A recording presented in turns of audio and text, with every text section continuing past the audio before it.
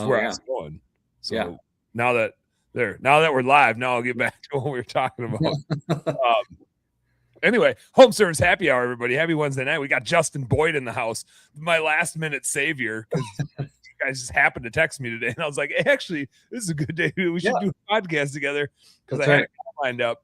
The dude I had lined up, I've scheduled him twice. Both times. Like, I email him the day of, and he's like, oh, no, can't make it. I'm just like, dude, just like, let me know. Yeah. Sooner than the day of. A little more in advance. Yes. Yeah. And I think he knows, like, I do my show live, man. I don't pre-record it. So it's not just like, we can do it later. It's like, oh, damn. Yeah. And the flip side of that coin is I am booked out on my show into November. So I was like, yes, Justin, you got to come on, except it's going to be like 3 months from now. And then the minute, you guys texted me at the perfect time. I was like, crazy coincidence. Yeah. What are you guys going on tonight? Tonight seems like a great night to do a podcast. I'm your new Rob. Didn't he used to be like your fill-in guy? Yeah. Yeah. Yeah. he was on like every 3 weeks because people would just drop off. Yeah. I did. I threw the bat signal out right before you guys texted me. I threw the bat signal out to like my redneck group of friends. I was like, who wants to come on and just talk about hunting shit? And Rob's in that. And so like 3 or 4 people were like, yeah, I can get on. And I was like, never mind. Justin's saving the day. You guys are you're all excused. Yeah. But we were talking about like being late to stuff. Harley's in the house. Harley, what's going on, man? Thanks for checking in. He's always got the beers. Wait, speaking of which, I brought a beer too. Yeah. I don't know what's wrong with me. I only have 2 beers in my house. So I brought where is it? Oh, this is, if I get to a third drink, it's a spiked lemonade. It's just what was in the fridge. Truly unruly. Nice. I gotta imagine. I've never had one. It's got to be Gut Rot City. Yeah. Like it likes hard, just like. Yeah. You'll be about halfway in, and you'll be like, that's enough. Yeah, I think I've had enough. I have a headache, and I think I got to take a poop. I don't know what's going on. But we're talking about meetings, and we both had our stints in the corporate world, and in the corporate world, I always made a really intentional point to be on time because it was like in-person stuff. Yeah. And we did some digital meetings, but like I left the corporate world before Zoom was really a thing. We were like just starting to Skype each other. Yeah. But we didn't, all meetings were really like in person. If it was not in person, they're like video meetings you were really important if you were on a video meeting. It was like you were board level, CEO level type of shit. You're on a video meeting, you're like, I made it. I am with the most important people in the world right now. I'm on a video meeting. Yeah. Ours were always just calls. It was always conference calls. Mm-hmm. And you dial in from the big ass phone in the middle of the desk. Yep. But now that like our worlds are digital, everybody runs later because like and this is my perception of it, because I've noticed I do this. Like I'm not as anal about being on time because you're not really inconveniencing people because they didn't have to go anywhere to meet with you. Right. And every time somebody's late for a meeting they have with me, I'm like, sweet, I can get some shit done. Yeah, exactly. Otherwise, I have like calls back to back to back to back all day. Yeah. I have 3 pricings to pull together tonight. I got like 3 videos to record. I never like all that shit piled up all day. I don't have time to do anything. Right. I'm just on calls all day. So when somebody's late to a call, I'm like, nice. Like, it's fine. I can get some stuff done. Yeah, I'm the same way. I don't even mind if people cancel. They're like, hey, I got to reschedule for tomorrow or next week. I'm like, great, because I always have stuff to do, and it doesn't bother me to reschedule because you're just shuffling things around. You didn't walk to the next building or drive across town and schedule your lunch around everything. It's just like, no, I'm just here all the time. So just let me know when you want to meet. Yeah, I'll be here. And now, thank you for the time block, because now I got this hour free and everybody else thinks I'm busy. So I can actually get some stuff done. Exactly. Yeah. Although I will get, it's me. So if that happens to me, I just get interrupted and distracted, and then I still don't get the shit done that I should have gotten done because I started solving other problems that smacked me in the face. I did that yesterday too. I was like, I went down a rabbit hole with Trello and Claude and these automations, and I started off on one tangent, and all of a sudden 4 hours later, I was doing all this other stuff. I'm like, this is cool. I enjoy it. And I solved a lot of little problems, but I was like, man, where did that day go? I'm like, better do something important now. Yeah. That is the risk. the risk with AI. I started building like a training software, like basically to just do like Trainual where you can upload videos and have quizzes and stuff. Yeah. I started that 4 months ago. I picked it up and then I got distracted with something else, and it's still just sitting in our cloud, just hanging out. Like, I'll get back to that later. It was a sweet idea. Sweet idea. Nobody needs to be trained right now. Who would possibly need to get trained? Right. Whatever. Right. Yeah, I always have like 5 or 6 going, and I'm like, what do I even have open right now? And just go and just kind of kick them all, move them all a little bit, and nothing ever seems to get done completely. It's like, when just push that one along. I got some more ideas. I want to change directions, whatever. But a lot of time can be wasted. It's like the scrolling on your phone, right? It's the AI rabbit hole. But it is funny, like I don't know what takes longer. I find if I'm like reading a book, I'll get through a paragraph, somewhere between a paragraph and a page, when I realize like, oh shit, I haven't been comprehending anything. Like my brain's, I know I'm reading the words in my head, but I couldn't pass a 10. I couldn't get 1 out of 10 out of 10 question quiz about what I just read. Yeah. Like my brain was elsewhere. And so often I find like that happens. I'll be like working on something. I'm like, how long have I just been thinking about something else? Or, but now here I am and I don't remember what I was like. what did I open this in the first place for? Yeah. Like, exactly. Well, it'll come back to me if it was important. It'll come back. Yeah. I got a paper trail somewhere. Yeah. Yeah.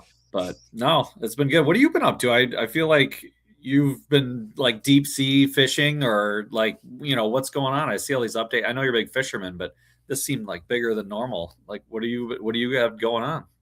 I'm either working too much or hunting and fishing too much. It's one or the other. Okay. It's all or nothing. Yeah. Marty and I, out of August, I think I traveled 2 weeks and she traveled 4. And I oftentimes say our kids probably think we're divorced. Because they're just like, oh, it's my week with mom. Oh, it's my week with dad in the same house. But I told Danny that and she was laughing. She's like, yeah, when is mom going to be back anyway? So it's been like this summer. Now, thank goodness, like we're both home this week. Marty only traveled Sunday and Monday this week, but she got home Monday night.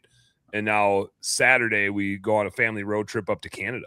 Just road tripping to Regina, Canada. We told Reggie that it's Regina, Canada, because we just thought it'd be cool. I mean, I've gone to Canada like in the boundary waters when I'm up on the border anyway, but I've never like crossed the border, passport and all, and gone up into Canada. And for no good reason at all besides Regina is Regina. And so we're like, it'd be cool to go there. It's like a 17-hour drive. But there's the biggest T-Rex in the world is there. So we'll go do that.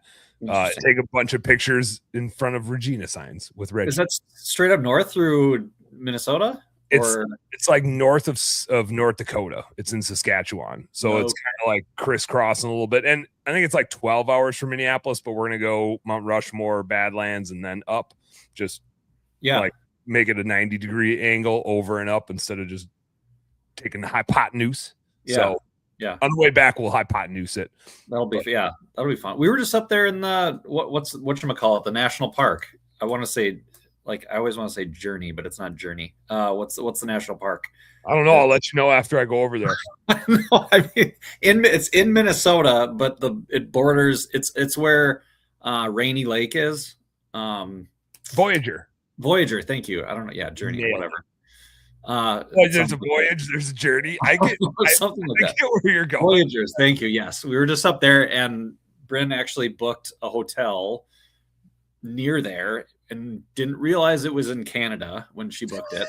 So we realized that it's dark. We're driving up. We're like, oh, this is across the border, and so we had to go through customs every single day. And every person was like, what are you going up to Canada for? We're like, oh, our hotel's up there. And they're like, there wasn't any in International Falls. And didn't realize it when we booked it. Yeah, my wife booked it. I don't know. We had to tell the customs agent that every time. And she's like, I saved, it's cheaper. I saved some money. And I was like, we have these tolls you have to pay every time you go back. And so the US is like $10-$20 a time. So I was like, I don't know if it saved us, but not to mention the line to get back into the U.S. was crazy. Sundays in the morning. So that was fun. How was that interaction from a married perspective? What was your reaction to, like, are you kidding me, Bryn? And what was Bryn's reaction to defend herself? Like, I wish I was there for that interaction. Yeah, I treaded lightly because she does all of the the planning for our trips, and so I don't want to press. You don't want to piss on the post and be the one holding the bag. Yeah, exactly. Because the next thing will be, well, okay, you go ahead and do it. I'm like, no, I'm good. That's too much. I love stuff.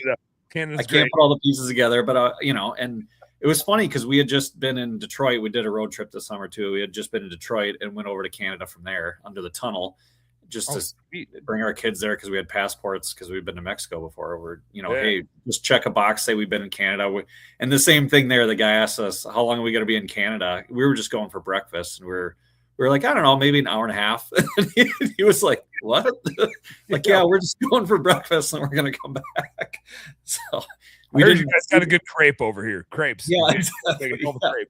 Tim Hortons? Yeah. Tim Hortons in town? Tim Hortons. No, we didn't, but I see it. I feel like that was the one on How I Met Your Mother. I was like, I got to go to a Tim Hortons. I've never been in one. I just said that, forgetting that I'm going to be in Canada next week. So that is now, we are looking for shit to do with Canada because we're just basically going to take pictures in Regina. We got like 2 days of fishing because we're in Canada, and I was like, we got to do some fishing. Yeah. We got to see a T-Rex. We got to hit Tim Hortons. That's right. There we go. Like, itinerary is getting pretty full now. Yeah. Exactly. Yeah. That's awesome. How long are you guys going to be there for? Like a week? Basically a week. Like, I think Saturday, and then we're driving back. We're driving out Saturday. I don't think we get to Canada till Monday because we'll do some Badlands stuff Saturday, Mount Rushmore, whatever, in no particular order. And that, well, I'm sure there's a particular order to it. I just haven't looked at the map to figure out what that particular order is. But we'll take it in whatever logical steps. We've got all of driving through South Dakota to think about it. Yeah. So we'll come up with the itinerary then. And then I think we're going to spend Saturday night there, Sunday morning, do South Dakota stuff, Sunday evening, get 4 or 5 miles under our belt, and then Monday get up into Canada and have some fun. Yeah, that'll be fun. You gotta stop at Wall Drug is the big thing in South Dakota too. It's the thing that everybody talks about, and it's very underwhelming, but everybody feels like they have to stop there because it's is it like Buc-ee's, but like South Dakota Buc-ee's type of thing. It's not even as cool as Buc-ee's, to be honest.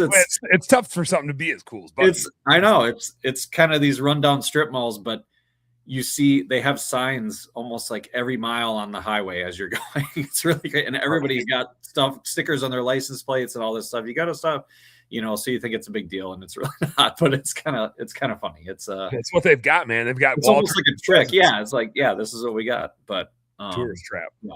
Yes, Badlands is cool though. We've been there. Badlands is really cool. They let the kids like run around. They don't have it super protected, but it's eroding so fast. They're like, well, it's not really going to matter. We can just let people walk wherever they want. So the kids enjoyed that. They felt free. They didn't have all the rules. Your kids, and I think my kids will be the same. They will take full advantage of free roaming. Yes. Climbing on everything and jumping off it. That's that is always. And the other thing there too, you have to, well, we saw mountain goats, which was cool. But the other thing, you can go to, I think it's on the east side of it. Yeah.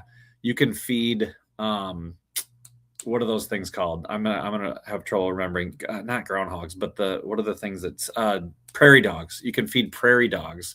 Peanuts. So they're you get peanuts and they come right up to you and they eat them right out of your hand. And there's baby ones and they're just popping in and out of these holes, these little holes. It's actually pretty cool to see. But yeah, it's crazy. I could interact with a prairie dog or two. Put that on the list. Your kids will die for that. Yeah. Prairie dogs are on the list of things that I could feed and pet, and I could also shoot one. Shoot, yeah. Like I feel like deer, same thing. Like I love deer. Yeah. Like I feed deer to my family all the time. Yeah. But they're adorable. I would like pet one. If I had a pet deer, I'd be awesome. But I also just kill a bunch of them. It's just a group of animals that it's like not a love-hate relationship. Yeah. It's like two different types of love. Yes. Yep. Just is what it is. Yeah. I got I have to get my tag yet, but today I bet I got 200 pictures of black bears on my trail camera. We're baiting bears. I'm supposed to go to Nebraska for like a first week of September bow hunt, but it was like the coordination of it was goofy, and so we decided like we're not doing it. We didn't feel like we had the right spot to go to, and we were like, well, we already got calendars blocked off, and our wives have given us permission to go on a hunting trip. So what do we do now? And we're like, well, bear hunting opens in Minnesota, and we all are like traveling too much and also need to like get some work done. And so this is perfect because we can like hunt in the afternoon, in the evening. And if we get one, our calendars are blocked, but we can also like open up sometime on our schedule to like get some stuff done. But everybody thinks we're gone. It's like the perfect situation. Exactly. Like hunt and get some stuff done. It's just like somebody no-showing a meeting, and you're like, all right, now I guess exactly. So it's blocked. It's free time. Have you ever hunted them before?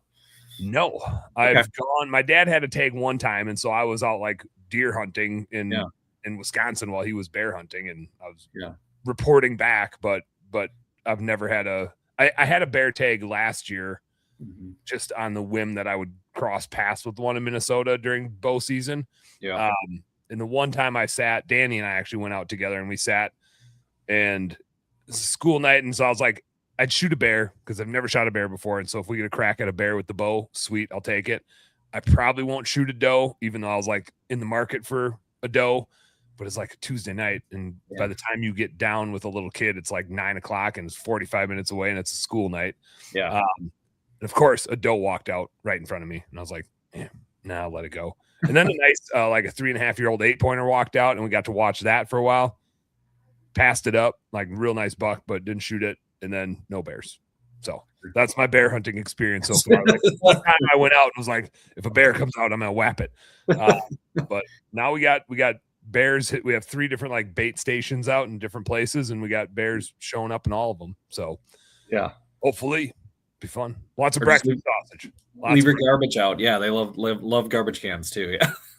We loaded up on expired it's like expired trail mix, expired circus peanuts, those like home fake home, not real food. The bears love those. The bears are all over it.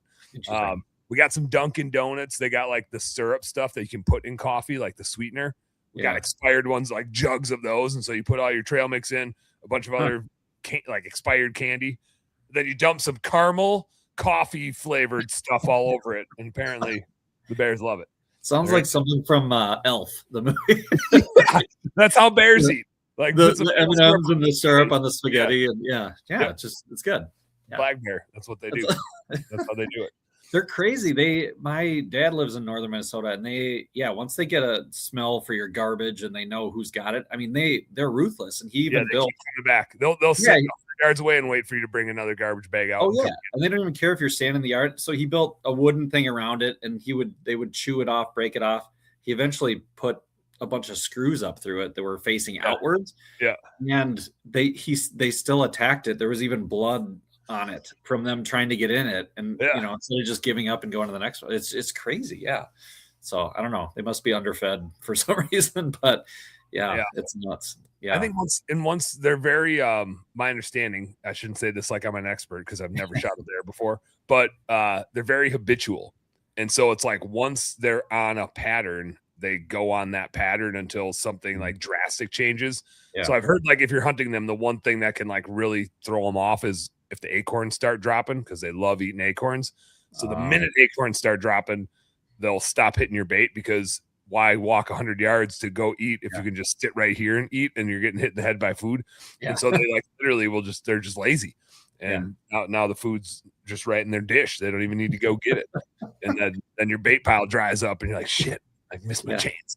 Dang it. Yeah. We'll see. Yeah. That's kind of like me. I just want to sit there and have the food just, come right to me. Bryn, bring me some grapes. It's dinner ready. You got any acorns? I'll take some ripe acorns. Anything. I just don't want to move. Trash. You got some trash. How's your fam doing? I saw in Bryn's message, friggin' Claire's driving, and like, can't imagine. She's a kid. She's way too young to be driving.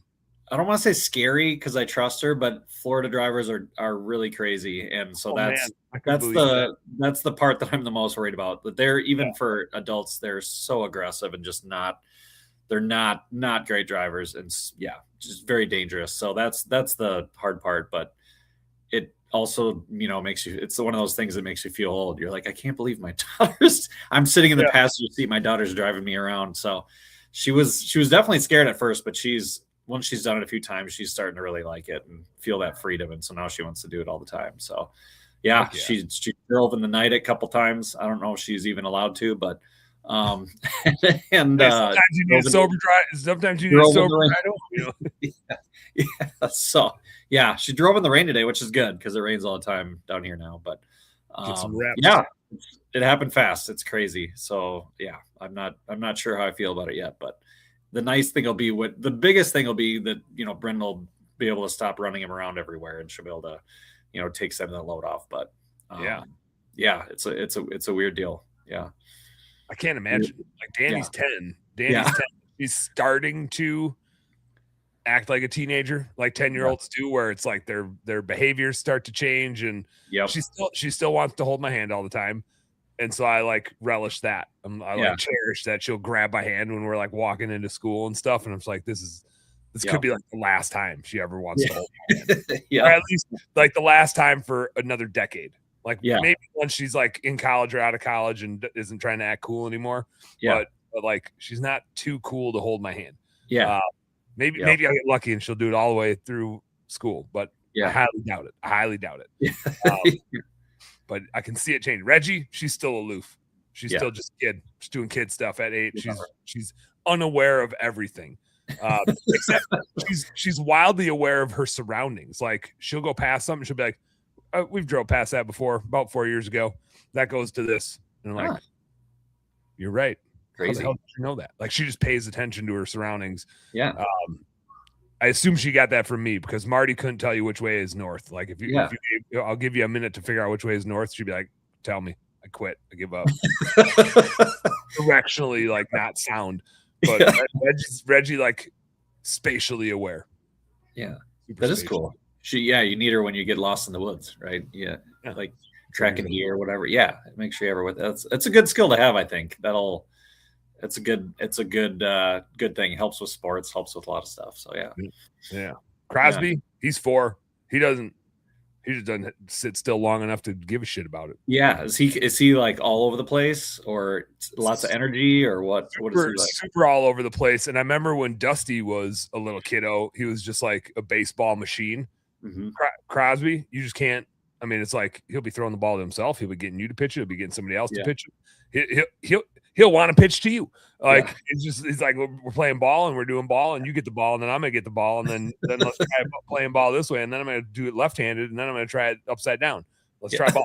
Like it's just nonstop. I'm just like, God, you're just like me. Yeah, exactly. Wow, dude. Like, this is so cool, but it's also when you're the playmate, you're just like it gets exhausting. But at the same time, it's a lot of fun, and it's the same thing where it's like I got to relish this because it's going to go by fast. But it's good. At least better than sitting in front of screens. That's for sure. But tonight we got home and he's like, I want to go play basketball. Like we don't have a basketball hoop at our house, but the neighbor across the street does, and so we'll go shoot over there.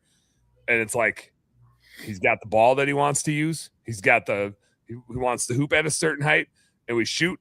And then it's like, Daddy, watch. I'm gonna do it this way. I'm gonna do it that way. Hey, now you do it this way, and then can you dunk it? And then you dunk it from this side, and go under the hoop. And now we're throwing it over heads. Okay, we're done. Yeah, it's like 10 minutes. We're just like, I'm good. That was it. Like, check the box is checked. Did everything I wanted to do. Yeah, we shot 2 hours worth of hoops in about 10 minutes. It was like everything got accomplished. It was just 100%. Okay, we're good. Yeah. Now I'm gonna go to sleep, and then let's do it again tomorrow. Hell yeah.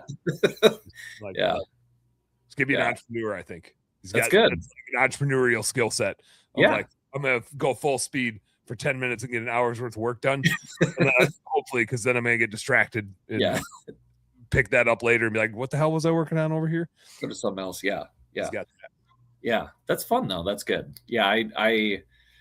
Dusty is very headstrong too, and he doesn't like, he's been probably the hardest one to parent because he's, super energetic, but also so smart. And so constantly challenging, constantly not want to listen to you. And so it is hard because it's like, I do want to promote that entrepreneur side of him, paving new paths, thinking differently, not just following the normal rules. But don't do it to me, dude. Don't do it to me. I know. Like it's one of those, like, I don't want to be like, I'm your dad, but good for you. Like, you should challenge things. And so it's been a delicate dance because I'm like, I want to have that relationship when we're adults. That's our biggest goal in life is, have them hang out with us as adults because they want to, not because they have to, kind of a deal. And so, but at the same time, it's like, but you gotta take the garbage out and you gotta just follow some rules here because you're 13. So I don't want you to suck later. Yeah, exactly. Make your life suck a little bit now because I don't want you to suck later. Exactly. Yeah. You'll thank me later. But if I let you do whatever you want now, it's not going to turn out well. So, you're 13. You're at the peak of your terrible decision making. Yeah. This is bad as it gets. Yeah, you're not quite developed in the frontal lobe all the way. So you need to give it a little more time. But yeah, it's fun. It's all good. Part of the journey. Like you said, though, it just goes so fast. It does. Yeah. I have 2 weeks left, and then I have officially been out of the corporate world for a decade. That's crazy. It's like, what? I feel like I just left Cargill. Yeah. And somehow it's been, I told myself I was going to give it 5 years. Yeah. And that would be like a real like go at small business and whatever. Yeah. And now I'm like, did I even reconsider anything at 5 years? I don't remember like checking in with myself. No. Like I think I just had my head down. I think I just had my head down too much and wasn't like thinking about anything. And now I'm like, oh damn, like it'll be 3 years of best damn bookkeeping in like 2 weeks. That's crazy. 10 years out of the corporate world. Yeah, that's right. It's only 6 for me. I didn't realize. I guess that makes sense though. Yeah, you were out quite a bit before I was. So 10 years. 10 years. That is wild. Yeah. I don't think they'll take me back anymore. There was a period of time where I was like, if this doesn't work out, I can always go back. They'll be like, who are you now? Yeah. You've lost all you're not on time for meetings anymore. Like this is just not gonna work. You lost your credibility. That's a cold case. Yeah. Yeah, exactly. Yeah. I feel the same way, but I'm also like, I don't think I could go back either. So I'll just have to figure something else out. Yeah. So I'll try and do it. Exactly. But how are you still loving it? Are you still, just do you get frustrated at times, or do you still like, I love this every day? How do you feel about it? Everything where you're at right now? I'm as happy with it as I've ever been. Yeah. But I'm also hitting things that I had never done before. Like we have 26 people on the team now. We grew so fast. We like July, we had a 1.6 million run rate and we haven't hit 3 years yet. So I'm like, our P&L sucks. Like our COGS are ridiculously high. We have so many people in training because we grew so fast that it's like, we're doing the thing that I tell people not to do, which is don't just do a bunch of revenue and have no profit. Mine's a little bit different because it takes about a year to get an account manager like to bonus territory for me. Like that's my bottleneck, which is why I started working on a training software. Like, can I expedite getting them 50 to 60 clients? And can I there's a sales bottleneck then. But there's also a training bottleneck to like get them all the experiences and make sure we're following the processes.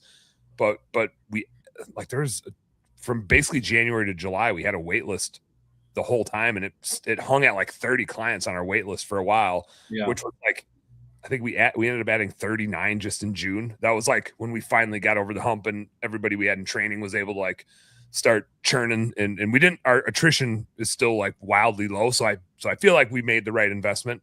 Yeah. But man, I'm excited for the profitability to start coming from like all of that investment. So it's been exciting and awesome, but also just such a crazy grind of like, okay, I guess we got to keep our head down a little bit longer and just like usually I look forward to the summer slowdown. and we just didn't have it because we kept having this wait list and the demos kept showing up. And so it was like, right. When do we get a slowdown? Like we all need a slowdown, and we're not seeing the slowdown. We're hitting it now. A little bit, but I had 11 demos this week just from a couple trade shows and different things we did. But yeah, it's like, all right, like now we can do some systems and processes stuff that we desperately need because we added rungs on the org chart that right. I don't even know if we have an org chart built. We did at one point in time. I was gonna say, because that adds all that complexity in between, you know, and the account managers. It's like, okay, how are we managing all this, and how are we making, you know, how are we having oversight on it, and is what we're doing still working, or do we got to change actually some of the ways that we do things, or price, or, you know, on board or whatever.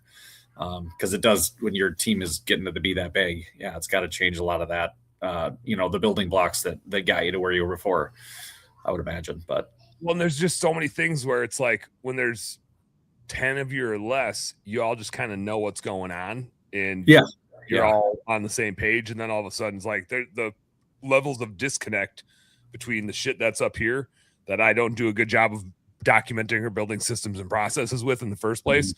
And like my new account managers know that there was one today where it was like a simple communication thing that's like part of our process, but it wasn't getting done. And I'm like, how did that get missed?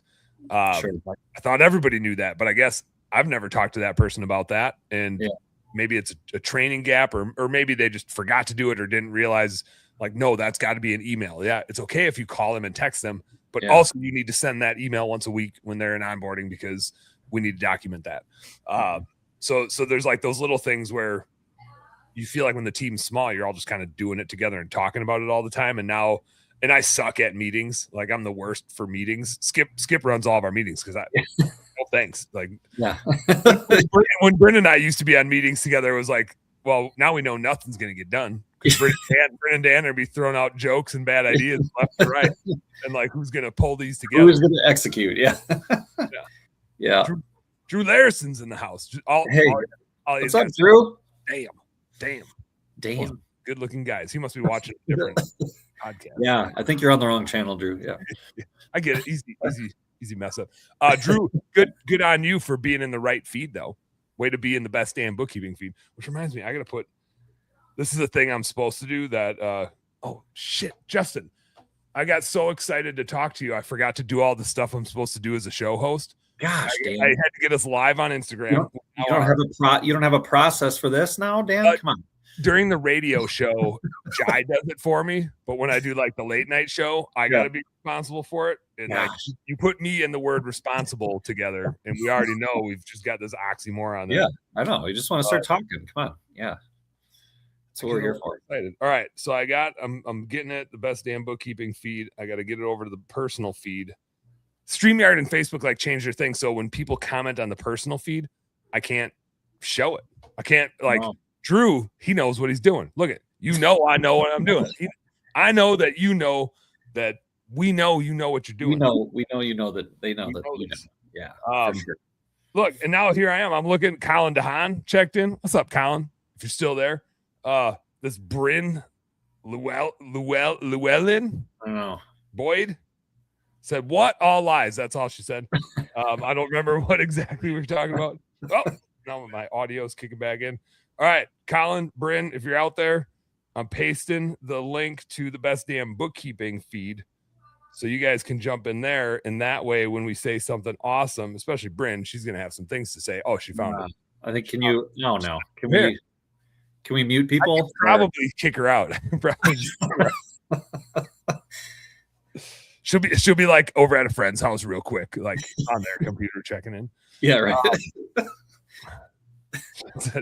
And I hear you speaking lies about what? Me. I think that might have been me. I was gonna say I don't do that. She knows. Yeah, Justin was supporting you earlier about your Canada. I was. Do that. Roll it back. Roll back the footage. Yeah, we need that instant replay. Throw the red flag out. We're getting an instant replay around here. Yeah. How's Cashflow CoPilot? I heard on the text thread today, it sounds like you threw down an ops manager role. You're scaling her up. Yeah, it's been good. It's been fun / challenging at the same time over the last few months. So yeah, we did we did make a few changes, hired an ops manager.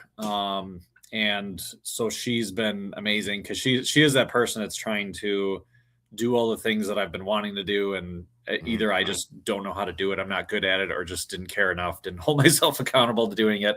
All the marketing, the client care, onboarding, just all the systems. So the internal systems, as far as figuring out how do we use AI and how do we work better together and how do we streamline and automate and literally document everything that we're doing so it can be repeatable as we add clients and add people. So that's been huge. And she's kind of a jack of all trades. She's super good with clients. She's just really generally smart at a lot of different things. And she's very forward looking, right? Where she'll anticipate problems before they actually happen, which is fantastic. So, and she'll have an opinion and say, hey, here's, I did all this. Here's what I think we should do. Do you agree? So she's been doing a lot of the convention stuff and helping us do marketing and try to get our socials going and podcasting and stuff like that too. So it's a ton of stuff that I'm not the best person to do that. And it's too overwhelming for me to figure all that out. So it's been great. It's been a lot of fun. And she's been a huge blessing. So thankful for her, but it's been fun. It like changes everything. When you get like somebody that's smart that can handle stuff, but when they're capable and willing to make decisions, like that, as your business scales, it exponentially amplifies the amount of decisions that need to get made because there's more layers to the business, and the more complex it is, the more decisions are to be made. And so it's like when you're small, the decisions are right in front of you, and there's not too many of them, strategic ones anyway. And you're seeing everything. And then it's like the bigger and wider it gets, the more decisions there are and the more complex decisions there are. And it like buries you as a business owner. It feels like you're stuck. Like even if you have a good sense of what to do, it's overwhelming how much shit there is to think about, and you get like paralyzed. Right. And there's so many decisions to be made. And it's not even, I'll get analysis paralysis sometimes, but a lot of the times it's just like, I don't know. I've never done this before, so it's hard to make a decision on it, right? And so, part of you just has to make it and move on. They say like done is better than perfect or whatever, like just get it done. But it is nice to have another sounding board of, hey, what's your opinion? What do you think we should do? And get their thoughts and then kind of make it together. So that's super helpful. But there's just so many things that you never think about. So like, hey, can you help me with this? Can you help me with that? But she's been great. And again, kind of, I just read the book, Buy Back Your Time, Dan Martell. I'm sure I don't know if you've read that, but I haven't read it, but I'm familiar with it. It's really good. And it's what his big thing is to write down what you do every 15 minutes for 2 straight weeks. And it definitely and I know I do a lot of things because I think that they're fun, like the automation things and, or they're easy, like checking your email and kind of organizing some things a little differently, but things that aren't really super high, value to your business. And so that was enlightening. And I'm going to try to use that to figure out how to offload more stuff. But the biggest thing is like, don't hire people for specific jobs, figure out where you spend all your time and hire people to do those things to get rid of that so that you can use your time to grow the business. So it's a different way to think about it, but it's actually pretty smart now that I'm thinking about it that way. Is like, what do I spend the most time doing?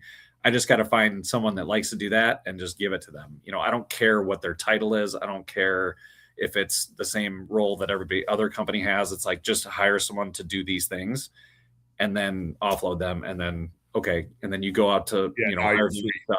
And then they can do the same thing if they're, if they need more time, like my operations manager. Okay, you need more time. Okay, we'll get you a VA or an assistant to offload stuff too, or, how do you automate things? So it was really cool. And I'm not like to the end of figuring all out, what comes with that, because I just ended the documentation, but I can already tell it's changed the way I'm thinking about things. And so that's a good read if you haven't read it already. There's a trust factor too. Like as a business owner, early on, it's hard to trust people to like make those decisions. And then at some point you're like, your switch flips and you're like, I can't not afford to trust people to do these things because I know I can't get caught doing them. Correct.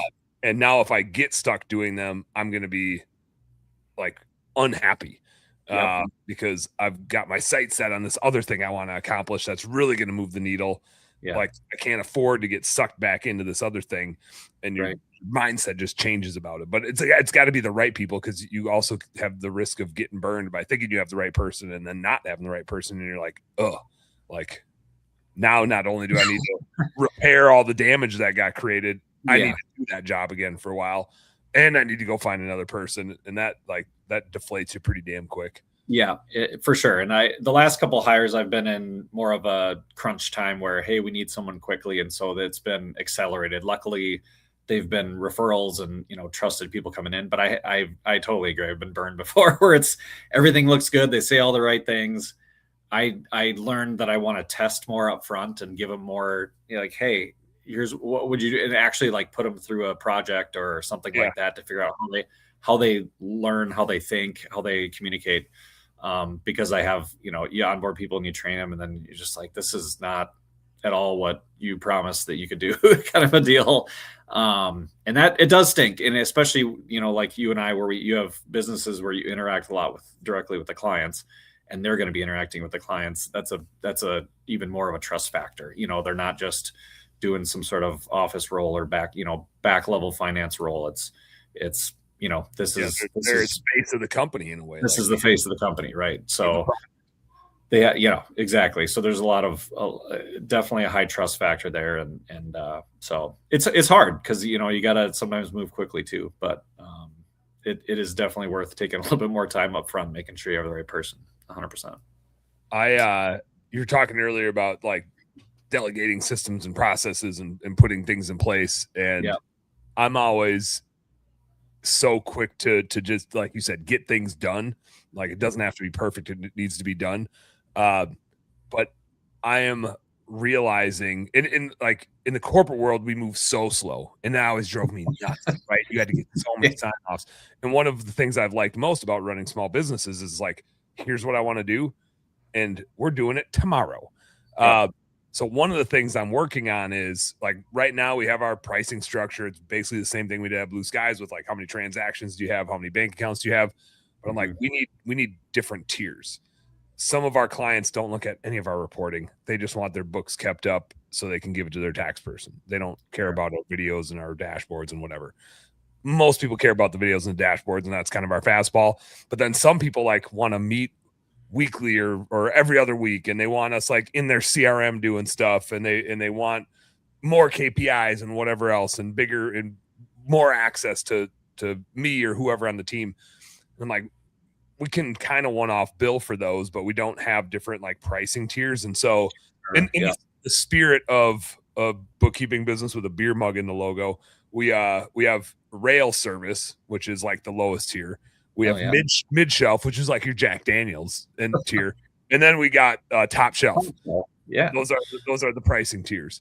Nice. And then part of the, you get the pricing thing that you put on the website with like check boxes of what tiers include what service. And I have a prioritization levels of, if you're the rail service, your prioritization is you're the table in the back. If you're mid shelf, your prioritization is you got a bar stool up front at the bar. And if you're top shelf, you got bottle service. That's the prioritization matrix for our business. Yeah. That's smart. I like it. Yeah. I like the theme throughout. That's very, very on point. Yeah. Exactly. Doubling down on bookkeeping bullshit. Yeah, exactly. Yeah. I think that's good though. I mean, that goes back to, a lot of your pricing strategy, it sounds like, and this is based on how much time is required to service this client is really what it comes down to, right? So that's the biggest thing you got to protect, is how much time are we investing here? Some of it's a value play probably, but the biggest thing is, you gotta make sure you're profiting off of your time and your employees' time, right? Otherwise, you're not going to be around for a long time. So I like it. I think people love options too. We kind of do the same thing where it's not just you meet with them and it's a yes or no, it's kind of an ultimatum. Well, you're either going to go with us, or if you want a comparison, you're going to go meet with other clients or other vendors, excuse me. Yeah. But now it's like, well, we can do, A, B, or C. So just pick one, and you eliminate the need for them to go shopping and compare you to other people. They feel like they have a choice and they can kind of pick what best suits them, and they don't have to overpay for something that they're not going to look at. So, yeah, I think that's a great idea. Yeah. Love it. It is funny. It's like, how long have you been doing this stuff for? And you still find shit where you're like, I should tweak that. I don't think that's ever going to change. Yeah, I'm the same. I'm a perfectionist, and I'm constantly tweaking and messing with stuff. And sometimes, yeah, it's like you should just leave it alone. It's fine. It's hard though. And especially when the business is small enough that, like I said, you can change it. Like, but tomorrow, here's what we're doing. Yep. Like, I decided we're going to do it this way. But this pricing change, I have realized, like, I have to almost act more like a big company now, because I can't just go change prices, because the whole team needs to be in the loop, and Nina and Jim on our team need to go like implement it all. And everybody needs to be on the same page when a new client comes in, that they're on this pricing versus that pricing. So I've been like sitting on it and be like, oh shit, I can't just like go do it. I need to like have a structure to this thing and like roll it out to the team. We need to have a plan. Oh, gross. Skip, help. I gotta go shoot a bear. I don't want to deal with this. Yeah. Here's my idea. Can you make a plan? I don't know what we're gonna do. I know this is what it should look like, but we need a plan, man. Yeah, exactly. Yeah, you got to have someone like me on your team then, where it's like, can you think of everything that could go wrong, or everything that we need to cover, and make sure we got it covered. Because there's so much to it. It's always things like that are always way more work than you anticipate, and there's so many little things that you don't anticipate going wrong. You're like, shoot, didn't think about that little scenario, or that little nuance. So good to have those people on your team. Bryn's just coming out of nowhere. Dan loves beer. Justin loves airplanes. Are we just saying stuff that we love? I think so. Yeah, just saying words. Lamp. I love lamp. I said that today on a message. I love lamp. Did you really? I did. Forget one of our Minneapolis clients was she's referred me to a few people. Her business coach like sees our stuff. And so now when her business coach has clients with shitty books, he's like, you guys got to use Dan. Like, Terry uses Dan. Yeah. Their books are good. Like, you need to go use Dan. So he sent a bunch of people my way. And so I'm getting some like really nice hoodies made to send to people. Like, I don't have an affiliate relationship. Like, I don't pay him anything. He just keeps sending people my way. And I was like, I got to find something like cool, but not like too in your face that you wouldn't want to wear it, but just something like really nice. So I was getting sweatshirts made, but that's what I decided. But first I texted Tara, who's the gal that gets coached by him. I was like, what is David like? I've never even met the guy. Like, like, I don't even know who he is. Like, what is he like? I want to send him some. And so I was like listing things, and I was like, I feel like I'm just saying stuff that I love. And then I threw out I love lamp. I love lamp. Get him a lamp. Yeah.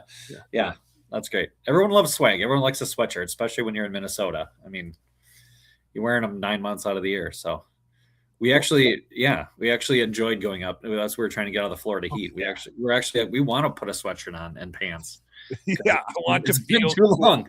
I want to feel cold for a little bit. Just chill. I'm going to go into a fast food restaurant and see if I can walk into their cooler. Exactly. Yeah. It was actually a heat wave when we came out. The first 2 weeks we were up there, it was a heat wave in Michigan, Minnesota, everywhere.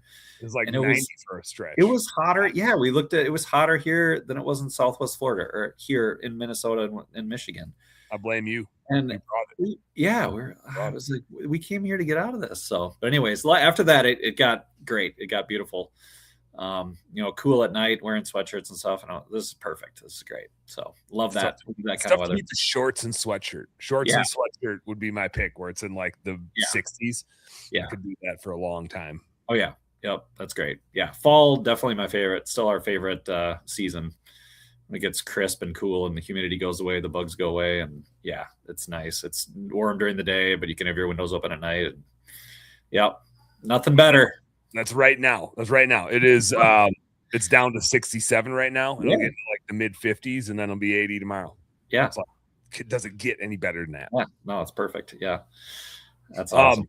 What kind of like AI stuff are you messing with? Because you're so much more nerdy about that stuff than I am. I'm aware of it. I mess with it a little bit, but I'm like way behind the people that are like really out there tinkering with it. And I view you as probably somebody that like can't help yourself, but be for hours and hours and hours. What are you finding? What are you liking? What are you messing with? What are you excited about? Yeah. So we've been using Claude. We've built a big chunk of our business on it now.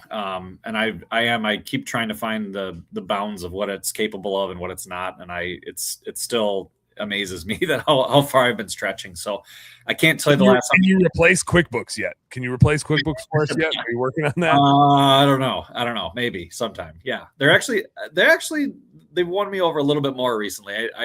Everybody's on QuickBooks Online, and I like them. They've made a lot of good updates over the last 5 years, I would say. So I appreciate that, because for a while, there was a lot of stuff. Their payroll still sucks, but their payroll is so awful. They're leaving that one in the dust. We always joke about it. Yeah, it's just terrible. Nobody's working on but that.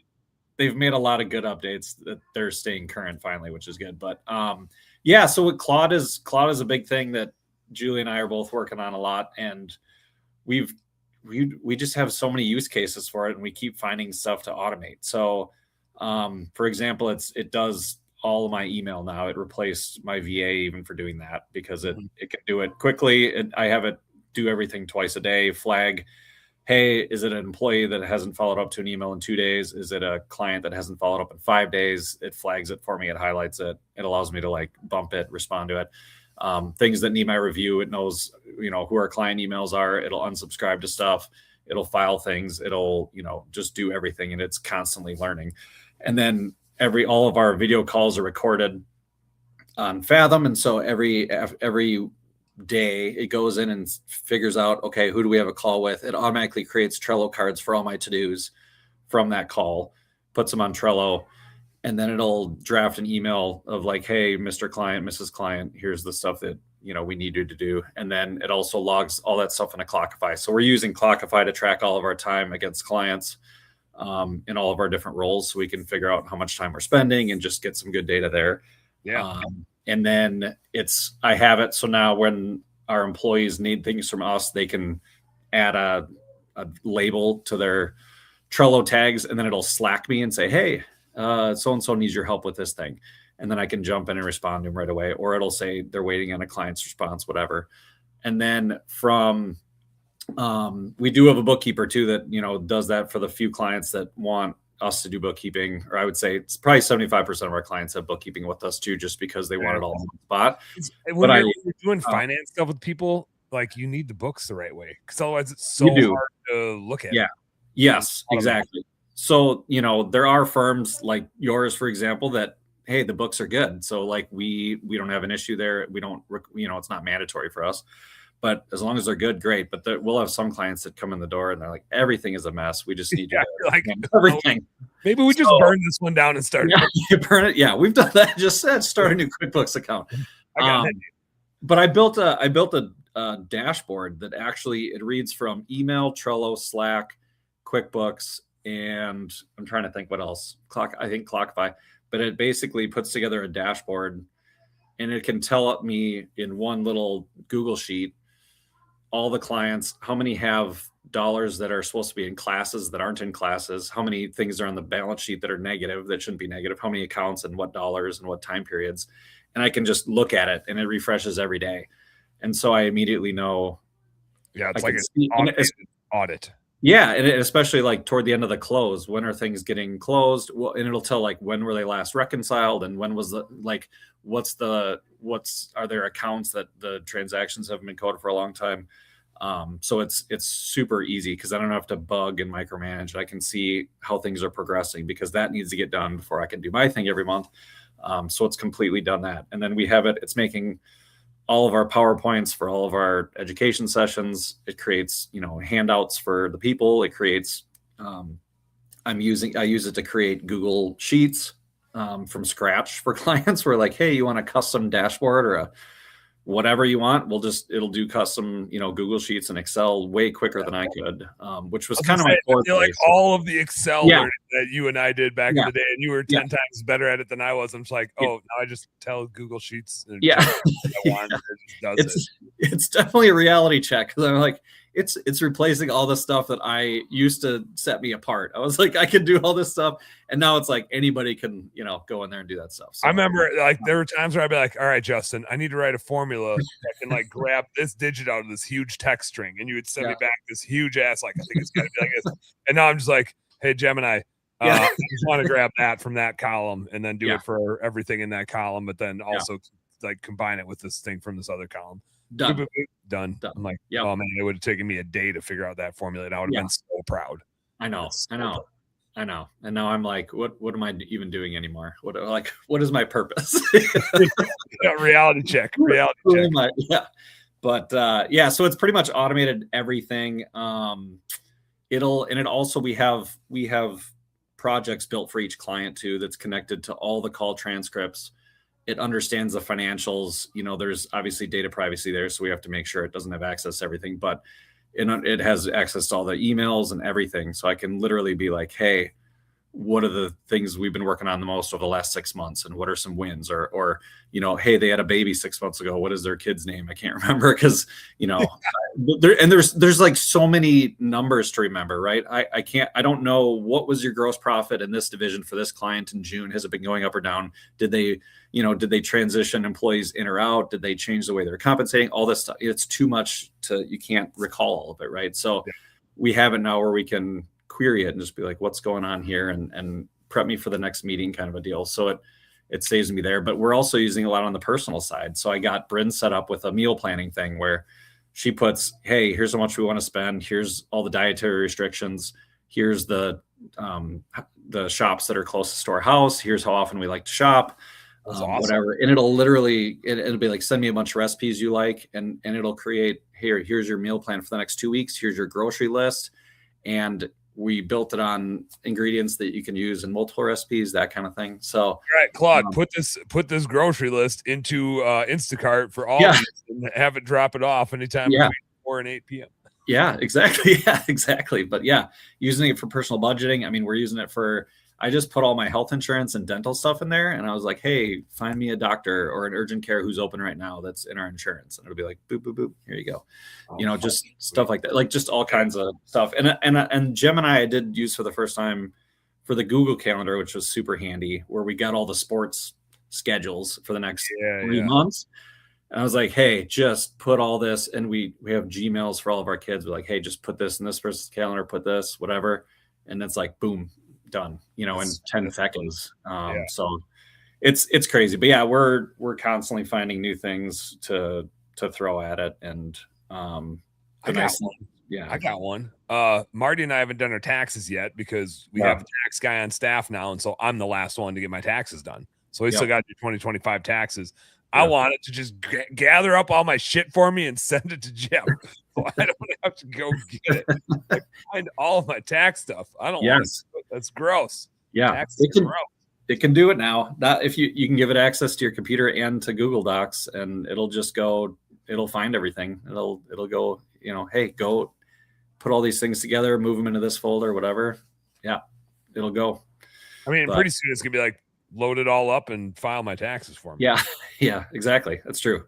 I'm anxious to see what happens with jobs, because it's going to be a challenge. It's definitely going to replace a lot of things. But it is super powerful. I don't know if it was a meme or something someone said, but they're like, the future is just going to be, there's going to be a Zoom call, or not even, but it'll be 2 AI bots meeting with each other, right? Yeah. And they'll figure everything out, and then they'll just tell you what happened. Yeah, they'll just figure everything out, and they'll work together, and they'll get the stuff done, and they'll be like, all right, you guys are both, you don't need to come. Good to go. Yeah. Just go on. Like, I got this. Yeah. Bryn says, and when you had an employee leave, that was so helpful. I don't know if she's rubbing something into you or rubbing it into me. I don't know. Probably both. Maybe that was a double whammy. I don't know. Oh, she's maybe. Oh, okay. When we did have to let an employee go, and so it helped. First of all, we could query the whole email inbox and figure out, are there emails that weren't getting answered? Are there consistent problems?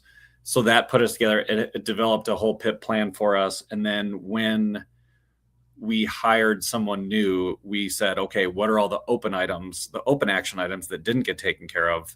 And then it immediately put together a list of, okay, and it told us, okay, this client, they typically email once a week. This client's got this problem going on. So you might want to triage that first, yada, yada. And it just put together this whole thing without having us, go and try to figure all that out. So it was pretty amazing for that transition too. So definitely makes our life a lot easier, but yeah, so it's fun. It's fun to play with, and it's fun to, I told Julia, I'm like, I just want to try to get as much stuff off my plate.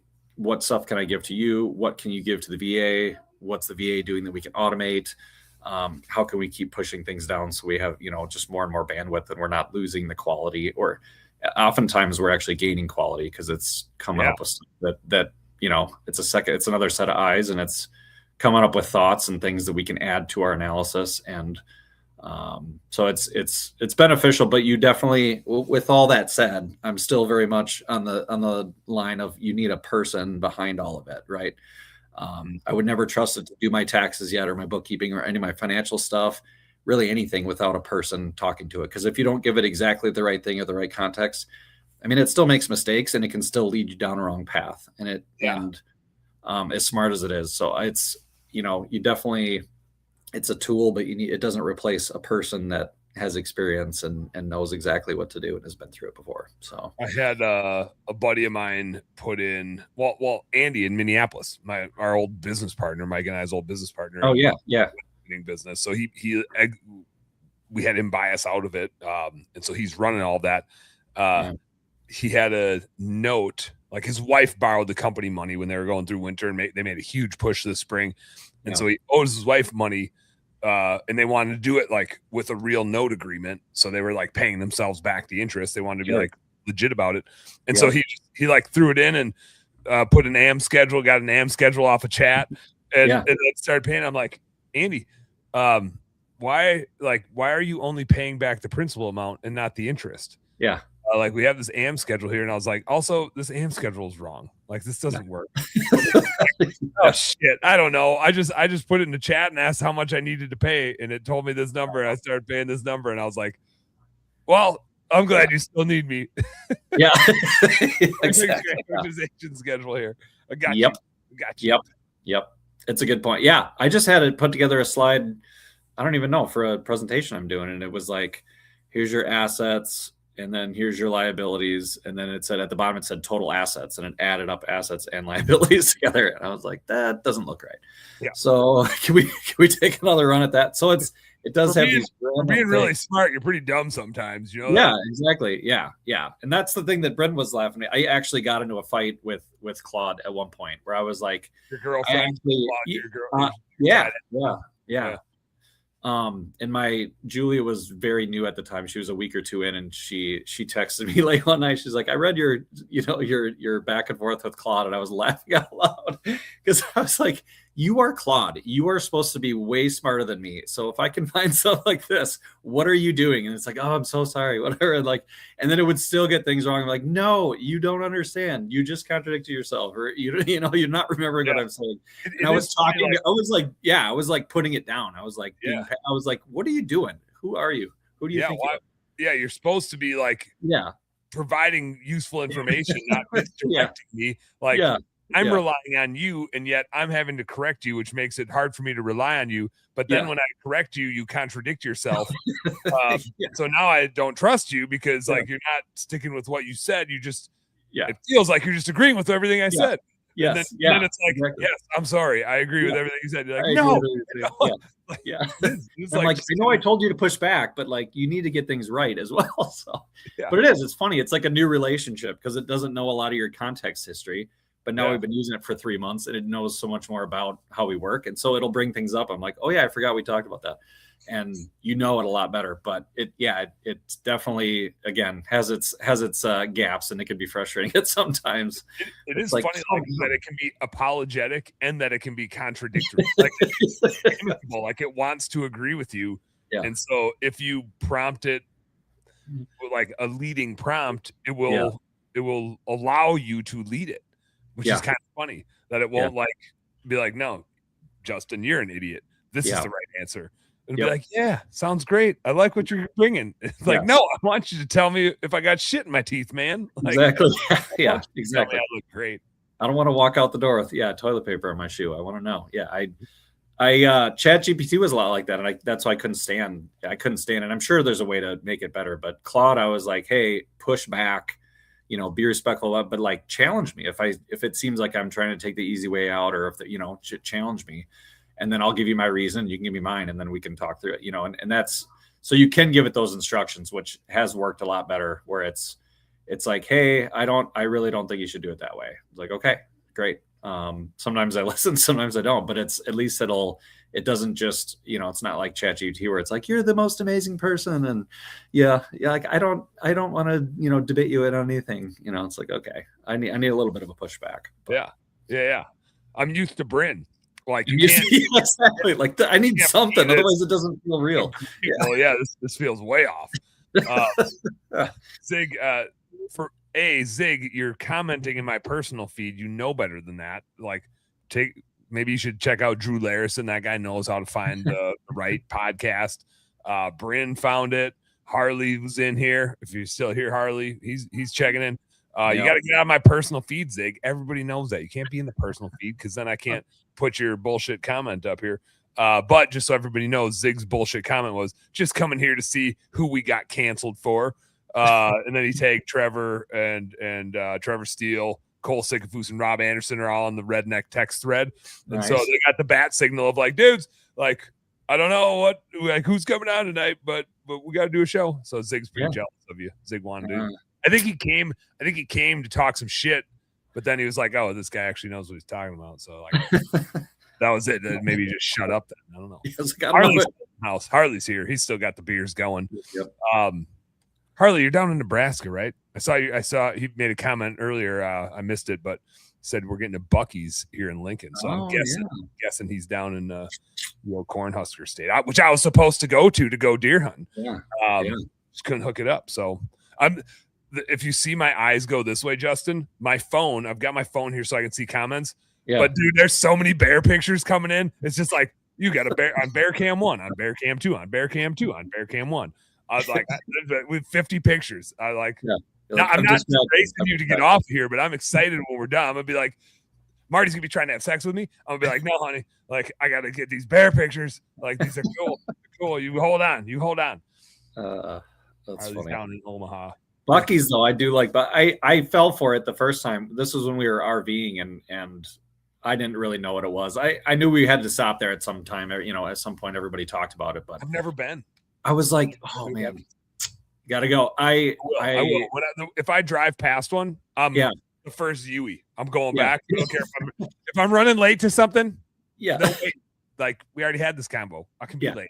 It's fine. It's fine. 21st century stuff. You can be late. Buc-ee's, you'll spend about an hour and a half. Yeah, I went there because of the gas prices. The gas prices are super cheap, and obviously, I was like, there's probably a catch. You're a finance guy. You're like, there's a catch, but whatever. But I was driving the F450, that 80-gallon gas tank, and it burns diesel, and it gets 8 miles to the gallon when we're towing. So, 40 cents a gallon's a lot. So I was like, let's go check it out. And then the wife and kids got in there, and they ended up buying like a $100 blanket, and so there goes your gas. $150 worth of. I think we spent like $250 just in the store, and I kind of shook my head, and I should have known better. But they have, there you go, yeah. Found a bear, detected a bear, detected a bear. That's awesome. But they do have really good food. Buc-ee's, super good barbecue, really good food overall. Breakfast burritos, I heard, are amazing. I haven't had it, but you have to stop there. They have candy wall and the soda wall and all kinds of food, in the middle, but between like sweet stuff and meat and then they have all your camping gear and your hunting gear and your fishing gear and clothing. Now we're talking. It's nuts, and it's always busy, but it's cool. You definitely gotta go. I highly recommend it more than Wall Drug. It's better than Wall Drug. It's better than Wall Drug. Yeah. Yes. I don't even know that I've ever driven past one. Like, I've never gone out of my way to drive to one. I probably drove past one and just didn't realize it, but I feel like they're big enough that you would know. You would know, and there's signs. They have a lot of cool signs, but we've seen them a lot in Georgia and Florida and Texas, and they're mostly down south. I don't know if I think we saw one in Tennessee, Missouri, maybe I want to say, but yeah, they're all over the south. So I don't think it sounds like they're making their way north now, but yeah, I'd never seen one before we traveled either. So Quick Trip needs some competition up here. I know they're just killing it. Quick Trip's the shit, but we could use some competition for them. They are. I missed the Dunkers. I was happy to get those when I came in north again. The Dunker donuts, and man, so good. They got Mountain Dew ones now. I didn't try them. I saw that. I took a picture and I was like, they're a weird color. I didn't want to try it, but it's very interesting. I'd be interested to see what they taste like, if they're any good. Bryn said Dolly has a new giant gas station in Tennessee. Oh, yeah. Dolly Parton. Dolly Parton. Yeah. We were just in Sevierville and Gatlinburg. Gas savant now. Yeah. Yep. Just who needs Gas Buddy anymore? We'll tell you where to go. Well, I did not go to the Dolly. Zig's been real quiet since he came in here to talk shit. So maybe he's just in and out. That was it. He just came in and just dropped some shit and he's out of here. Harley says he's gonna find us some land. He's gonna find me some land down in Nebraska. I'm coming. There you go. Yeah, Omaha's it's a quick jump. We had what was super exciting about the Nebraska trip that was probably part of the reason it didn't pan out.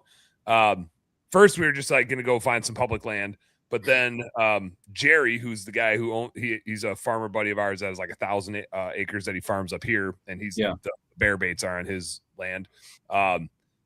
He's buddies with a Native American guy from the Winnebago tribe down there, and they do permit hunts for bow hunting, and it's a little more expensive, but they have a bunch of acreage that you can hunt.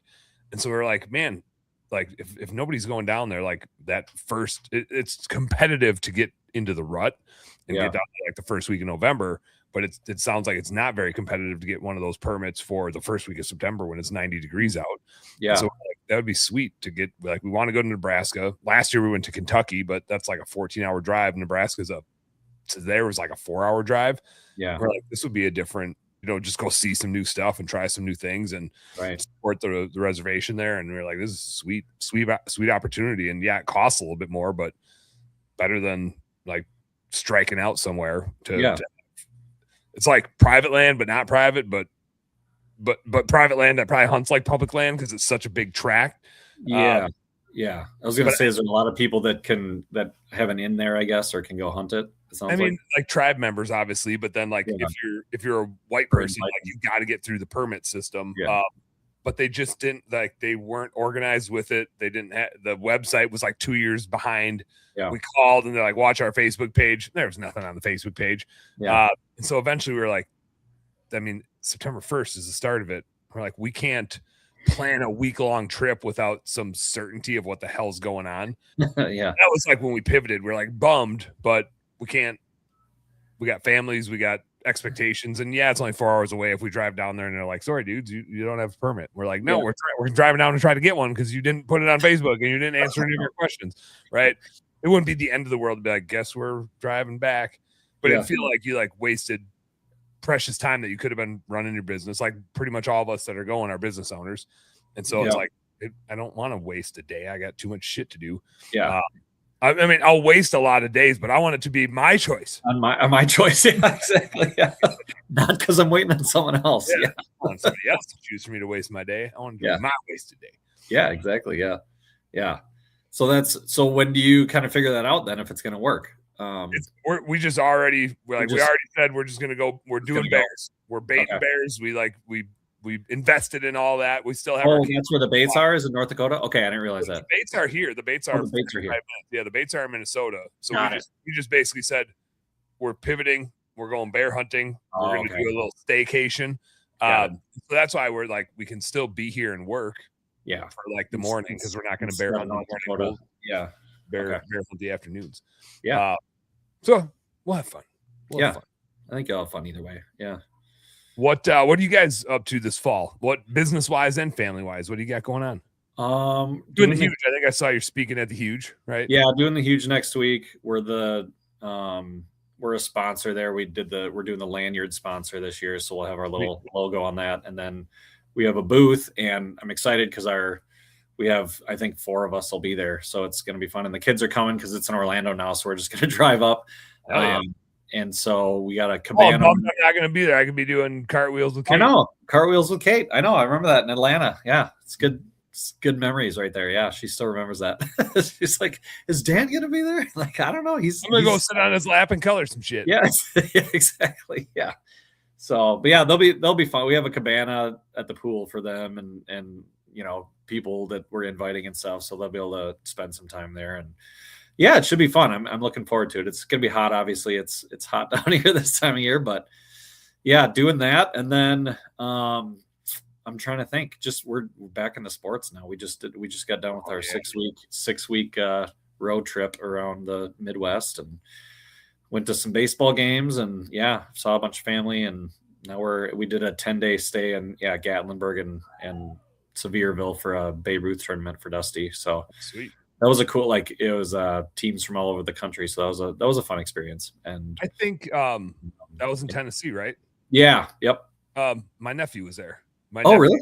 My nephew plays for the Clutch, I think there is their name, out of Wausau. But then there was I think he got picked up by a team out of Dallas, because I feel like every time I'm talking to my brother, like, oh, Logan's going here and he's playing with a team from here.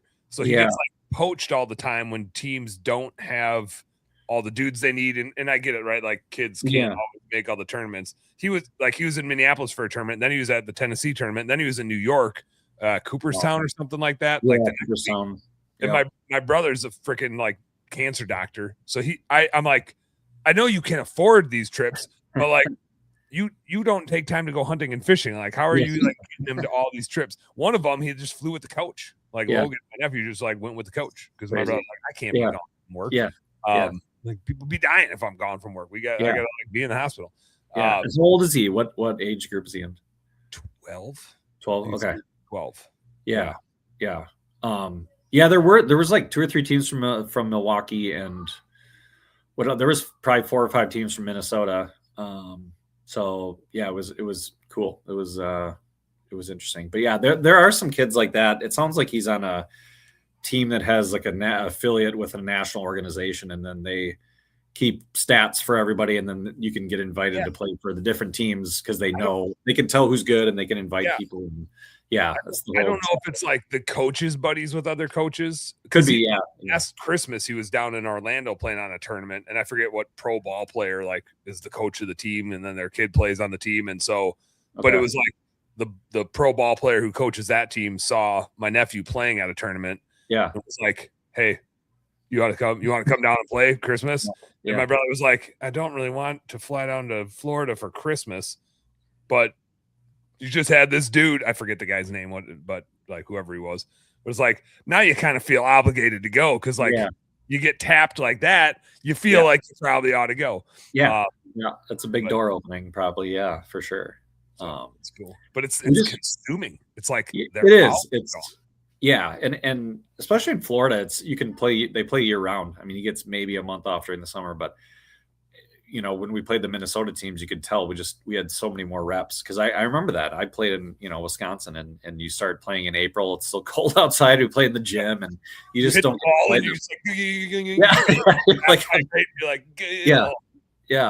But it's a whole different deal. But it can get overwhelming and exhausting. You got to balance it, because you got to make them still enjoy the sport and have fun. Otherwise they'll get burned out. But I did just find out, I don't know if it's the same team, but you remember Johan Santana?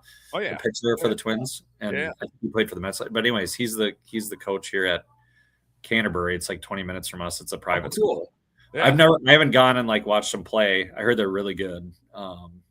They win. Pitching's probably pretty good.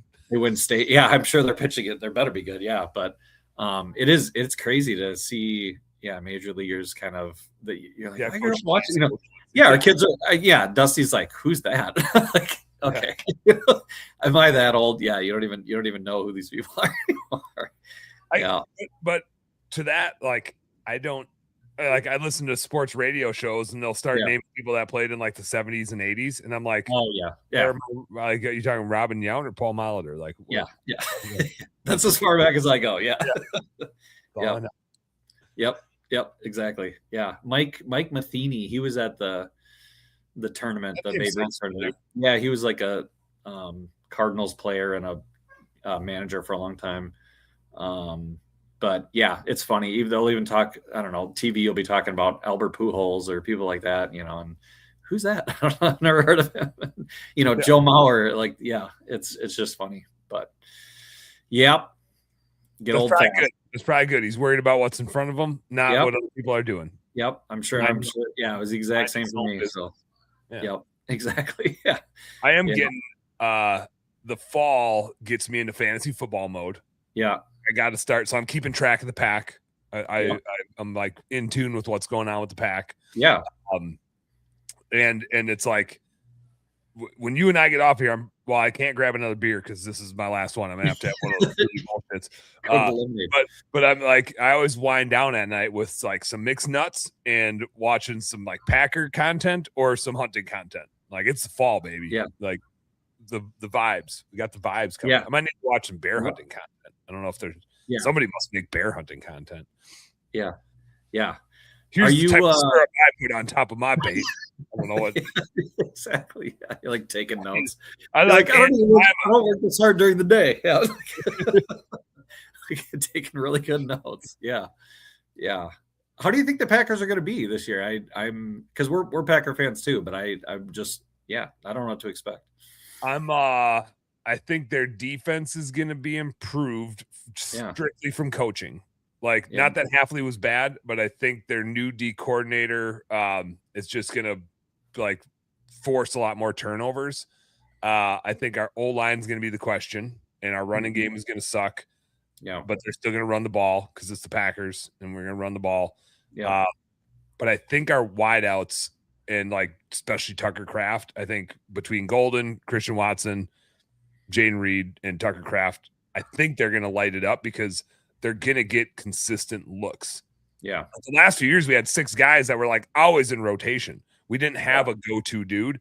And I think now we're going to have, it's going to feel more like Donald Driver, Greg Jennings, and Jordy Nelson out there.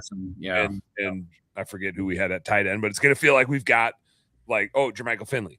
It's going to feel like we've got like the dudes out there. And our backups are good too, but we're going to have the main guys that are going to be able to light it up and like really work some people. Yeah. I think if we have an issue, it's just going to be the O-line not being able to like really move people and be consistent. So, but I think if Parsons didn't go down last year, if Kraft didn't go down, if Wyatt didn't go down, we had so many like Zach Tom, we had so many pivotal people down. Yes. And it's like, you just can't. The reason the Seahawks won the Super Bowl is they didn't have anybody injured. Like none of their good players were hurt all year. Yeah, that's exactly what I was going to say. Is I feel like, well, last year especially, but the last 2 or 3 years we've had a ton of injuries, and that's just challenging. No matter what team you have, if people get injured, it's that'll break your season right there, right? When Love got hurt, what was that? When was that 2 years ago when Love, and then Watson, and then who was it? Running back. What's his face? Yeah. Jacobs.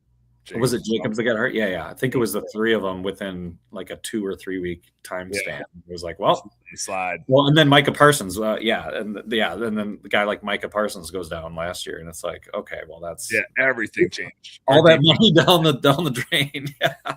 So it's crazy, but yeah.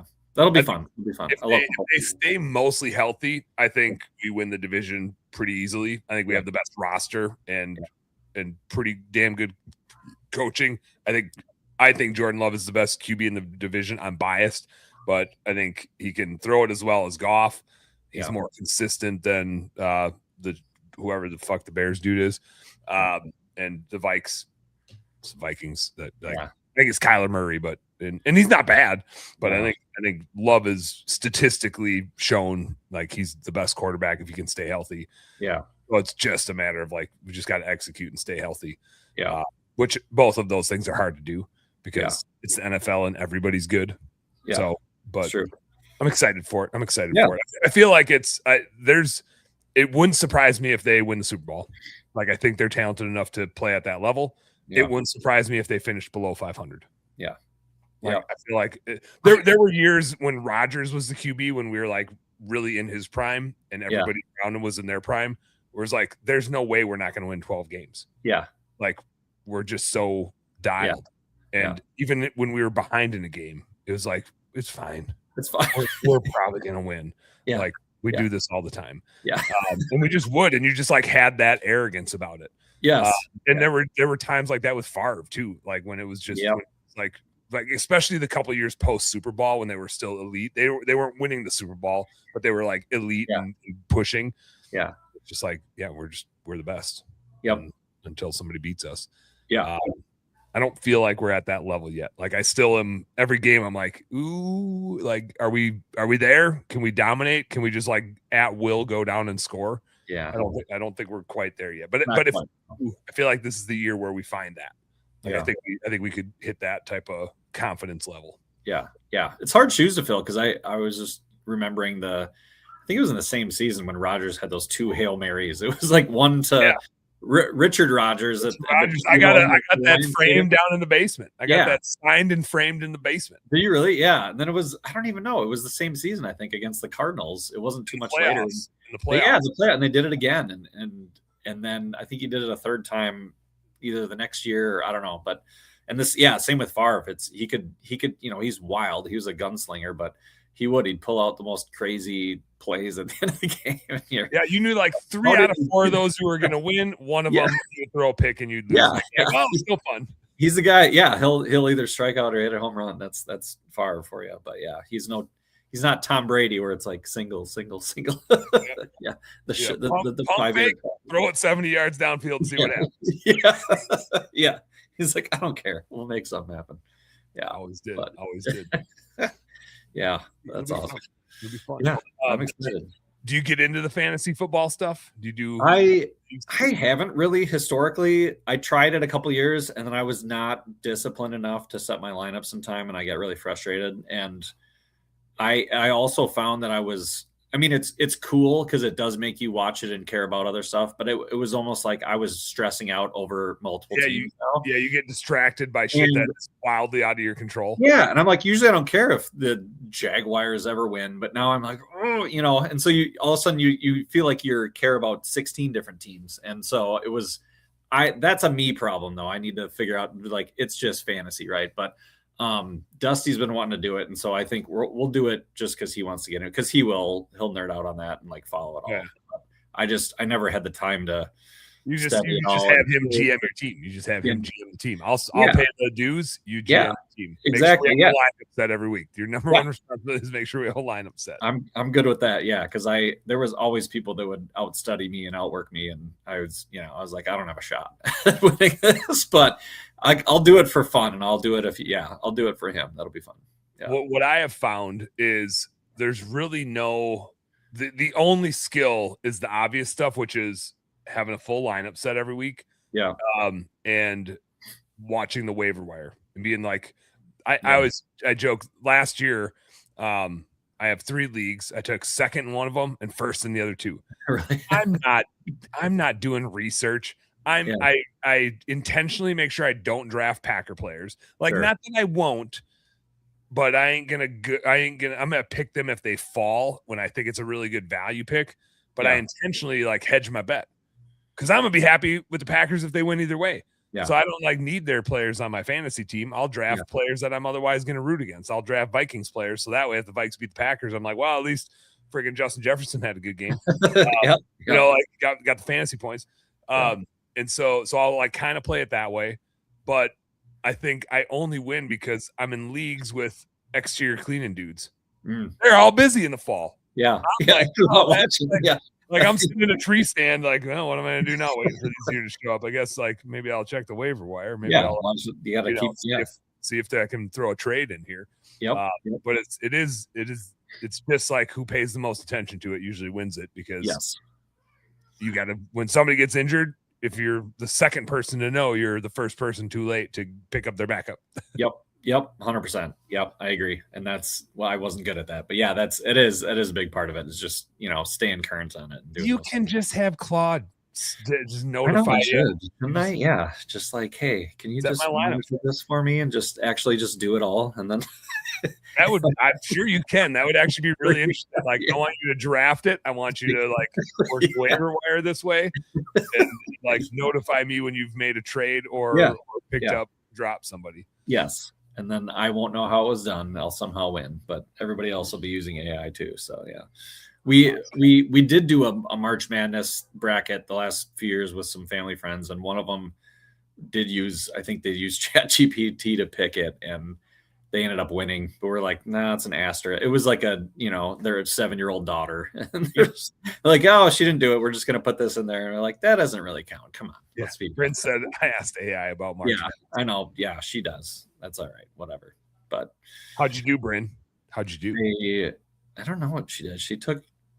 She was up there, 3rd, 4th. I think she was winning for a while and then dropped off toward the end because I don't know. I can't remember if you picked Michigan to win it or what, but yeah. Yeah, March Madness is tricky because most of the bracket scoring is based on like if you don't pick the winner right, you kind of don't have a chance unless nobody else picked the winner right. Yeah. But all the rounds before that are just fluff. Oh yeah. It's the last 8 and 4 that really matter. Yeah. That's all your points. Yeah. She said it didn't pick. I just asked for opinions. Oh, okay. When I was in college, I like manually did a bracket game where if you picked an upset, like if you picked the favorite, you got 1 point.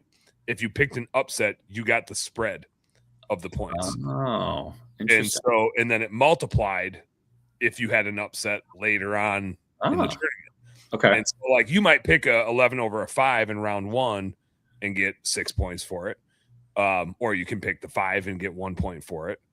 And then but if you did that in round 2 and you had an 11 get to round 2 and then you picked them and they beat a 2 seed, well, now you got a 9-point spread, but now you get 18 points because you picked them in that.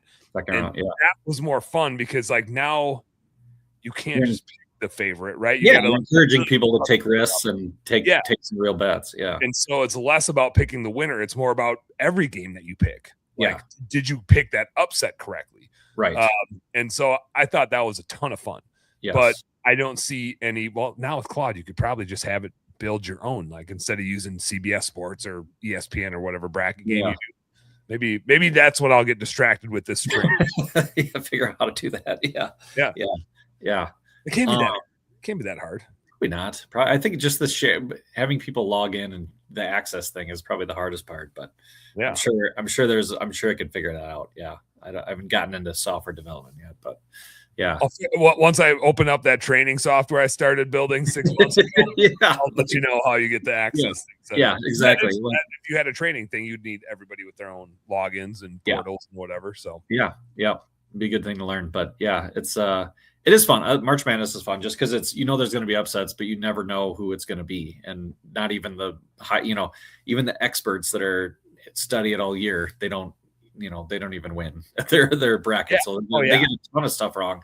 So it is fun. It's more luck than anything with that, but it is fun to track them, and it's fun to watch the game. The kids got super into it, so it's fun that they're all rooting for different teams and they're getting they're watching every game and getting super into it. So that's the fun part of it. And it's definitely the most fun sports tournament to watch. Yeah, like it's nothing like it. Yeah.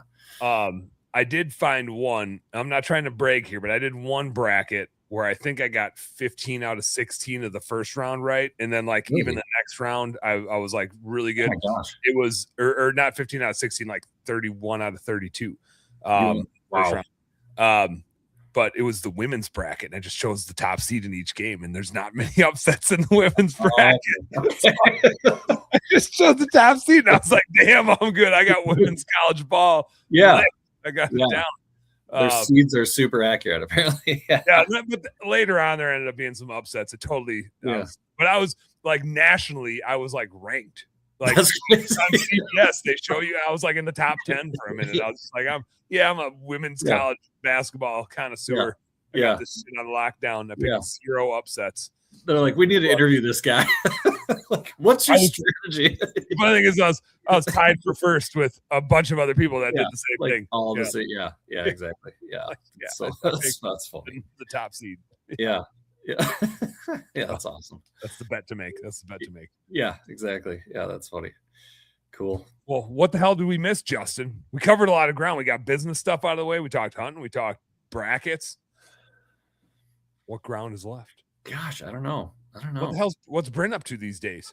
Just Bryn, momming it up, just doing stuff. She's been still homeschooling our kids and driving them everywhere now that they're in stuff that's 3 kids doing multiple things per day. It's like every hour someone else has to be dropped off or picked up. So it's pretty much from 12:30 to 8 o'clock at night. She's driving people places. She's gonna be so bored out of her mind once Claire's driving. Yeah, exactly. Yeah. So she's already like, we got to figure something out because this is too much. And we kind of got burned out last spring, but yeah, it's a hard job. It's not even the schooling, but it's the fact that they're home all day. So you got to feed them that much more food, and you got to clean up that many more plates, and you got to clean up the house more because they're making messes all day. Mm-hmm. And then they're fighting about, arguing about doing their homework or whatever. So, or fighting with each other. So yeah, I could never do it, and it's challenging. So every day we're like, why are we doing this? But we want to keep doing it because we know the value, but it's hard because it's everything. And then you got to do the curriculum, and you got to have grades. And now you got to worry about NCAA if you want your kids to play sports. They have all these rules they have more rules than the academic stuff, right? As far as what classes you have to take and getting them signed up for sports. And then again, okay, now we got tournaments every weekend for Claire's doing travel volleyball, Dusty's doing, baseball. And volleyball's a ton too. Like it's that are a big deal. Yeah. And all of their practices are in Fort Myers. So we got to cross the bridge at rush hour, and it's, half hour, 45 minutes away. So she pretty much just stays over there all day and runs them around. So it's a lot. So she's kind of holding all that together, but so that's it. I mean, she likes to stay busy, but she's doing a lot. She helps with the business, helps with marketing stuff, and just ideas and things like that. And then she does ideas. She leads. Yeah, she's like, I know she's not an idea person normally, but no, just weird.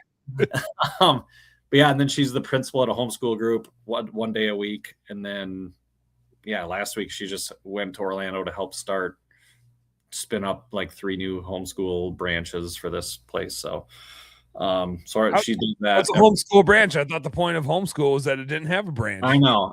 It's like a tree trunk. No, it's like exactly. It's like, I don't know what you call it, but it's not the core classes. It's the add-on things, the elective type classes where they can get different things. And just it gets them out of the house, and not that they're not out of the house. I shouldn't say that. They're out of the house and sociable more than a lot of the people that are in school, but they get to do different things, and they get to it breaks up the week a little bit. So it's good, and she enjoys doing that kind of stuff. But and then volunteering at church on Sundays. So we got it's busy, but we are going to be bored when the kids are out of the house. It's going to be weird. I was gonna say, I can't imagine. Probably, I don't know if you guys are running into this now that like you got some teenagers. Is it quieter? Like, granted, your kids are generally well, a lot of time they're gone. I feel like with 10, 8, and 4, the amount of noise in our house is outstanding. Do they get quieter or hide more when they're teenagers? I would say, I don't know. Our family is pretty, I don't know. They have a lot of energy. I think they get it from, not from me, they get it from Bryn. So I would say they have a lot of energy, the Italian side, and they're kind of pack animals. They like to hang out, together, even if they're fighting. Yeah. Claire's definitely hiding, spending more time in her room now and just like FaceTiming her friends and doing, arts and crafts and nails and things like that. So that is a thing, but she also stays up super late and, talks to people and keeps the lights on. We're like, go to bed, we got that kind of thing. But it's definitely different energy, I would say, than the younger kids, where you're just trying to keep them from, getting into physical trouble all the time, physical harm. Yeah, she said, they're my kids, so much energy. Oh, yeah. playing ball in the house. It's always ball in the house. Kate's like a mini Bryn, so she's just singing show tunes at full volume all day long because she's in theater. She did like 5 plays last year, so it's just constant. And then we'll play it on the Alexa, and then we'll sing, and then we'll, dance. I want to show you my dance that I made up, And, Daddy, hey dad, well, daddy. Yeah, she's the mini Bryn, and then Dusty's still constantly playing ball. So I guess you look forward to that probably won't stop. So he's hitting baseballs outside, like whatever, playing basketball inside, in and out. So Claire's definitely settled down more. She's hit that age, but so yeah, it's still a lot of energy, but it's not as, I would probably in general, not as much noise. It's a little different. Yeah. I like this. Older kids up to them and they took us in now. Yeah, we have a lot. We're like, we're going to bed. So if you want to hug us, come in here. Otherwise, don't talk to us anymore. We're done. Marty's new thing is she's like, if I beat you, you have to come tuck me in. Yes. Right? And like Danny and Reggie will be dicking around and screwing around. Crosby's pretty good about like, he'll vote for bed. He'll be like, I'm just somebody get me in there. Like, I just want to get to bed.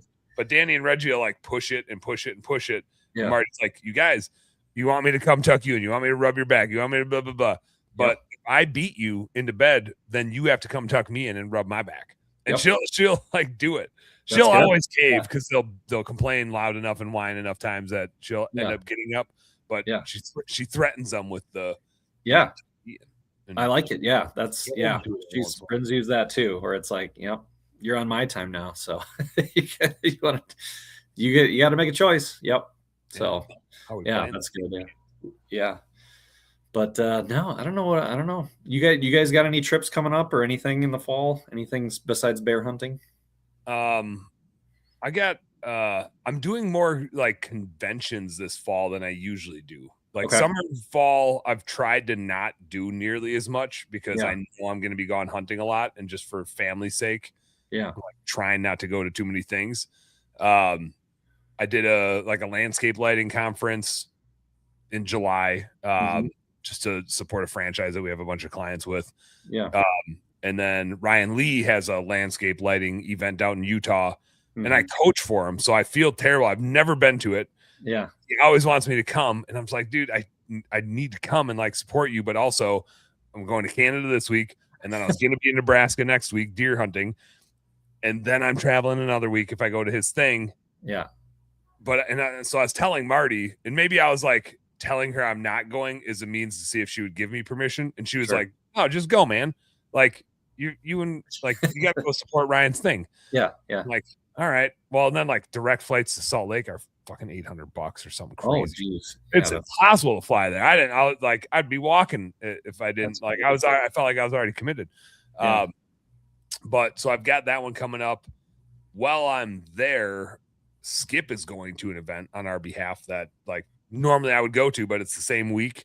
And I had already told them I wasn't coming because I was planning on not traveling, but then like I just felt guilty that I had to go to Ryan's thing and like support him. Yeah. And there's CleanCon. There's a maid service convention in Austin, Texas at the end of September as well. And then Illinois, first week of November, Illinois, rut hunting, bow hunting, deers. Okay. Got to do that. Yeah. Yeah. Got it. Yeah. And Marty's got tons of travel. Like 3M's got her travel crazy lately. Yeah. Like how often is she going? Like is it almost every week? For the last month, it was like every week she's been gone. Oh man. Yeah. That's a lot. That's hard. It was bonkers. Especially in the summer when it's like, you want to be doing stuff with the kids. Right. Yep, exactly. Yeah, that's the time in Minnesota to get all the vacations in and spend the time out. I mean, I know you guys do a lot of stuff in the fall too, but yeah, that's hard. We'll see. We've definitely had the conversations about like if and when does it make sense for her to leave 3M and come and like help me with the business. Yeah, and especially in this age that our kids are in, to like get to do more of the school stuff with them. For sure, because it. Just like you pointed out, like it's gonna be gone so fast.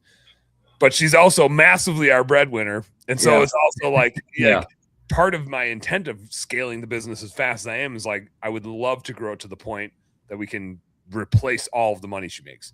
Right, and we could do that, and we don't even need to do that. Like if we can just get close to it, Yeah.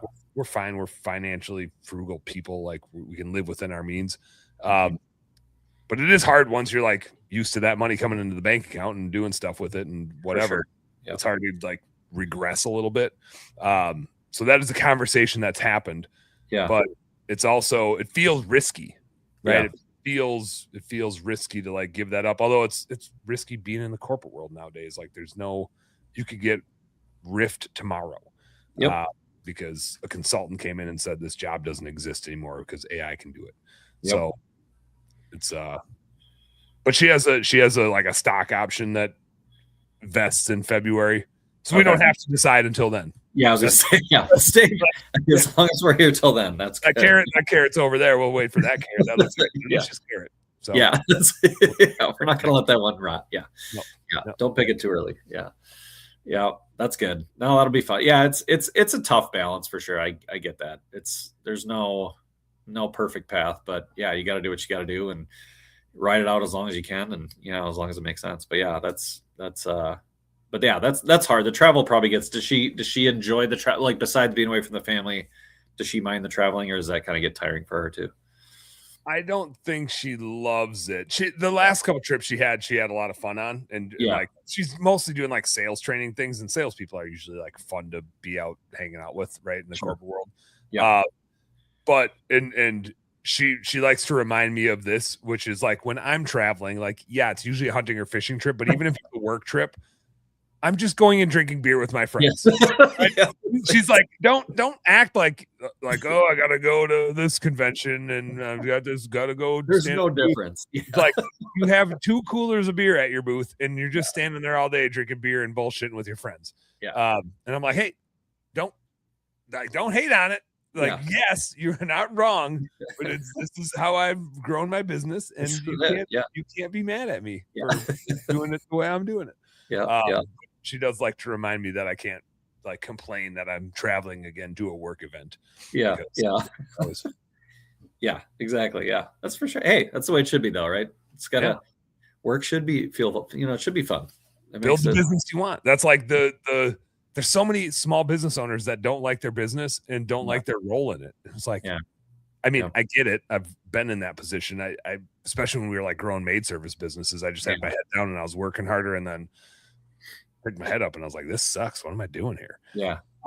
So I get it where you just you feel trapped by your circumstances, but they're in your control. You just, you kind of like fall into the victim mindset for a little bit of it. Like, for sure. Here I am.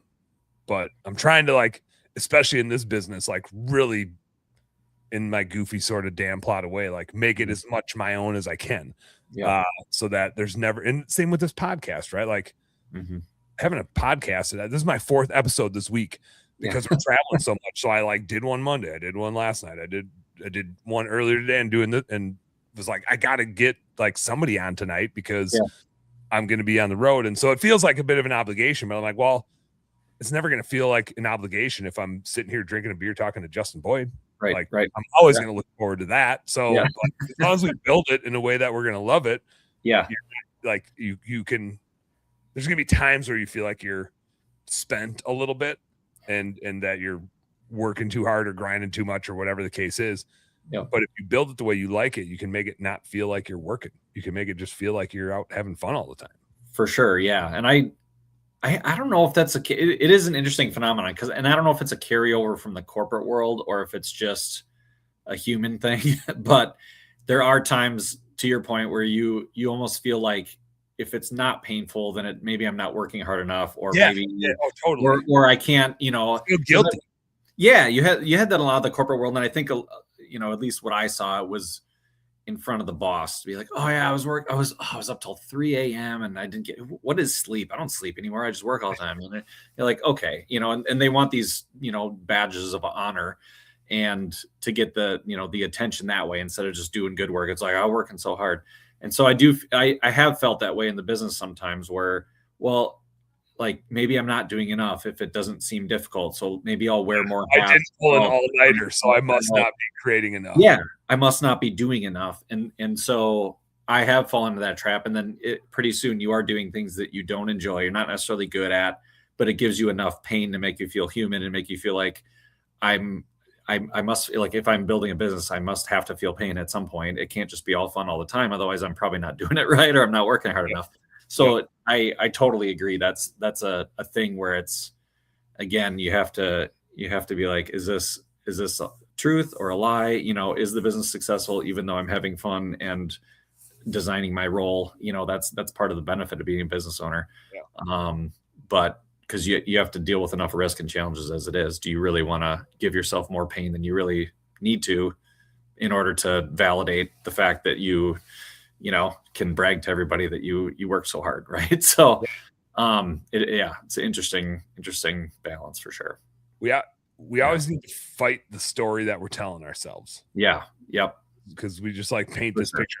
I see that so much in our recruiting business and Hire Lead Chill.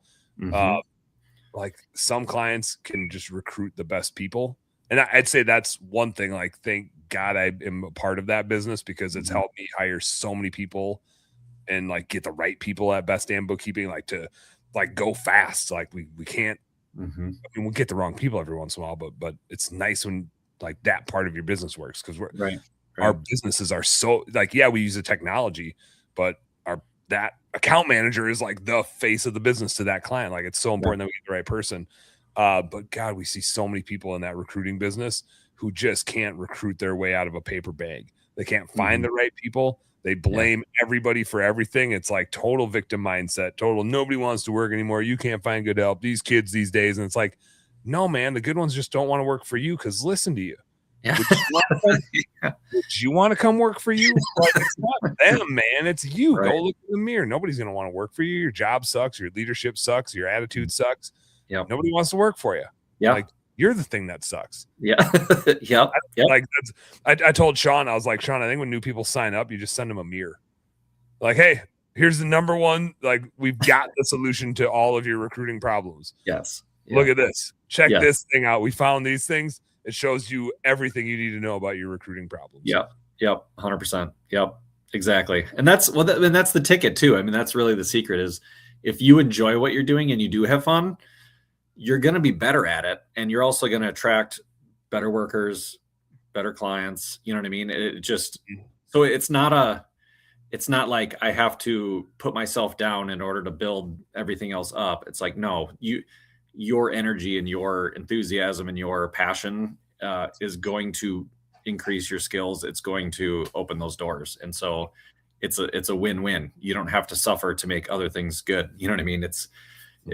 It all works, it all works together. So it is interesting. And I do it, I'm definitely the biggest thing that gets in my own way. So 100%, because there's no limit to it. To your point, you can just, hey, let's go try this. Let's go do this. Let's go do this. But I'm constantly just like, oh, I can't, there's no way I'm good enough to do that. Or there's no way we're going to be that big, or, whatever. So it's always me. It's only my own voice, for sure. Yeah, it's like a ceiling we put on what we think is possible. Yeah. Yep. And we do it to ourselves. Yep. 100%. Bryn made a hilarious comment here, and I'll tell you what I'm laughing at this. She said, you need to have a therapist on your recruiting team. No, this is absolute 100% truth. Today I was on a call with a client, and she's doing well, but she's in a growth phase where it's like she's just solving problems she's never solved before. Business is hitting new levels, and by design, like when you grow, it kind of sucks, because every new problem you encounter is just one you haven't dealt with before. But if you stay where you're at and solve problems you already know how to solve, you just stay where you're at. You don't grow. And so she's been growing, and her P&L is fine. Yeah, there's a few things she's high over here, could get that in check, but her profit margin is stable. It's at the target percentage for her industry. She's right where she should be. And usually when you see people growing pretty quickly, they're not super profitable. They look like Best Damn Bookkeeping's P&L, where it's like, look at all this revenue. Yeah. Could have swore there was some money around here somewhere. We're rubbing nickels together over here. But like she's staying like not wildly profitable, but like really healthy profit. But in her mind, and like she will ignore the data we send her because she's just afraid to look at it. Right. Yeah. So many business owners will like ignore their financial data. she knows she can grab time with me. So I jump on with her. And I'm like, you're doing great. Like, here's a couple things to be thinking about. And here's why you feel the way that you feel is because like you're pushing, you're having to like get managers in place. Mm-hmm. Up until now, you've been the manager. Yep. Now you need to learn how to manage managers and teach that manager how to lead your team. Mm-hmm.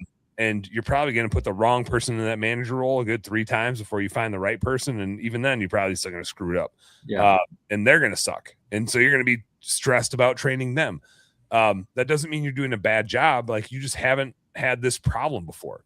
You're right. And this is a tough problem because it's back to that trust thing. Like, you really got to find somebody that you trust to like call the shots and make the decisions with your team. And if you don't trust them and they don't trust themselves, like, the team's going to feel it. The team's going to see it. They're not going to have the authority. Everybody's going to circumvent them and come to you anyway. And so like, it doesn't mean you're doing a shitty job. You're just right. You're right in the set of problems that you should be. And you're still making money while you do it. But like, don't treat it like, don't be in your head that you're screwing something up because you don't have this problem figured out yet. Yeah. Like, nobody did when they got here. Like, it's not this problem is harder than when you got out of the field, right? Like, I call them the purgatories. There's purgatory number 1 where you get out of the field or stop doing the day-to-day work. And that's hard to like turn over and train people to, but it's harder to like have a manager that now everybody reports to. And now like we just got through purgatory number 3. Thank God. I think we got through it, where it's like, now Skip is our GM. He doesn't touch any work. He just builds systems and processes. Katie and our team reports to Skip from the account manager side, Shane on the bookkeeper side. So they have their own teams that they both manage. Yep. And so nobody reports to me. I have no idea what we do anymore. I have no idea what's going on. So like, something, I'm just like, you think I know how to do that in QuickBooks? I don't. I log into QuickBooks now and I'm like, damn, this shit's changed. Like, like, wow. Someone's doing my books. Yeah. Yeah. Yeah. Like, yeah. Skip says, really? But so to Bryn's comment on the therapist thing, that was my client's comment. She's like, damn, like, I needed this, and I'm sorry that you're my therapist. Yeah. But like, all I do is tell myself the negative. Yeah. And I'm like, I know, because that's all we like as business owners. That's all we work on. We don't work on the positives because the positives are already working. Right. The negatives are what need our attention. Right. And so we really have to keep ourselves in check. You know, I was literally last week, Skip and I were talking a little bit about this, because as we've gotten bigger, like, our attrition rate is super, super low. We're crushing it for people, but we're still going to lose some clients. And when you like, we just went over 300 clients. Like, we're going to lose a few a month, and we're going to have 1% attrition, which is like world freaking class. But it still sucks losing clients. And the bigger we get, the more we're going to lose. And now we got 26 people on the team, and we're like, not that our percent of errors per person is going to go up, but we're going to make more errors because we have more people doing shit. Yeah, exactly. And so it's like, we got to fight the challenge of like, we're going to feel like we're getting kicked in the face more often, because there's going to be more problems that need to be solved, which is why we need Katie to elevate, why we need Shane to elevate, and we need people under them to elevate, because the decisions can't go to Dan or Skip anymore. They got to get intercepted along the way. Yeah. But damn, there's a lot of negativity. As the business gets bigger, a lot more problems to solve. There's a lot of stuff to deal with. And yeah, back to the point, if you're not doing what you love, business owners aren't going to grow into more pain. So they're not going to want to, grow, because they're just going to say, well, it's just going to be more of the pain that I'm feeling now if they don't enjoy what they're doing, or if they're not offloading stuff correctly. Right. So, but it is challenging, because it's like, it's the trust issue, but it's also, I felt where, okay, if I replace myself, then what am I supposed to, like, what is my value to the company? What am I supposed to be doing? Right. And you feel that way about an employee too, where you have that, well, I'm going to make this process super complex, so I know how to do it, so I have job security.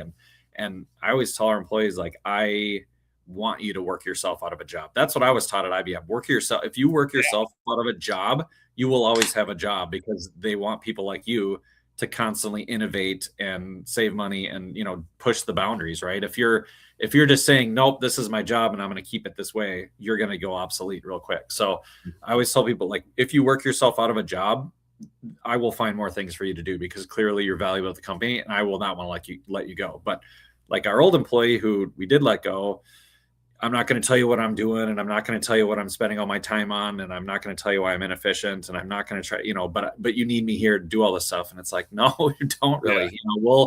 We'll figure out a way to get it done. Anyways, yeah. So it's if you don't have those processes in place, you're not going to grow because you don't want to grow into more pain. Or if you do, it's going to cause more stuff, and you'll have more of the victim, issues and things like that. So it's so important to get those pieces in place, even if it's not you, if they're 80 or 90% as good as you, that's good enough. Right. Cause you can't physically do it all yourself. It doesn't make sense. You can't. Yeah. And you get such decision fatigue. And I was talking to one of our other clients about that, where she's pushing 60 some thousand a month right now. And I was like, well, what's your production manager do about this? Or what's your office manager? She's like, I don't have any. Everybody reports to me. And I was like, that sounds so miserable. You got like 12 people on the team reporting to you. Yeah. Like in different roles and capacities. Like you need insulation. You need somebody to make decisions around here. So, because aren't you? And like, I could see her like crying. I'm like, aren't you losing your mind? Yeah. Like, yeah. And I was like, yeah, it's okay to like elevate people. Like let them make decisions. It doesn't do any good if you grow a business and it's only you. Like growing it just means you have more problems. Like I can tell by the way you're like kind of crying that it's not feeling good right now. Like you're doing fine, but it's not feeling good. So again, just here play a therapist. It is so funny. Like when I'm on those calls, I'm either cheerleader or therapist. Sometimes both. Sometimes both. Yep, exactly. Yeah, but it ultimately benefits the owner. I mean, one of my clients said it really well. He's like, if you want to find out how much the business is dependent on you, just leave for a week and see what breaks. And he's like, that's what I do. I'll just leave for a week. I'll see what breaks and I'll come back and then I'll write a process around it or hire someone to do it or train someone to do it. And then it's done. And then I'll leave again, and it's like, get to the point where you can leave for a week and no one has to contact you and nothing breaks. Right. So that's freedom, right? Like that's the freedom that you want to get to, otherwise you're just creating yourself a job and you're the one that has to show up every day. So I think Skip can chime in on this, but I'm pretty sure when I leave, everybody's like, "Oh, good, now we can like actually get work done without getting distracted by." We're more efficient now. Yeah, I mean, like for sure, because I'm just gonna come in and mess stuff up and create people. They do.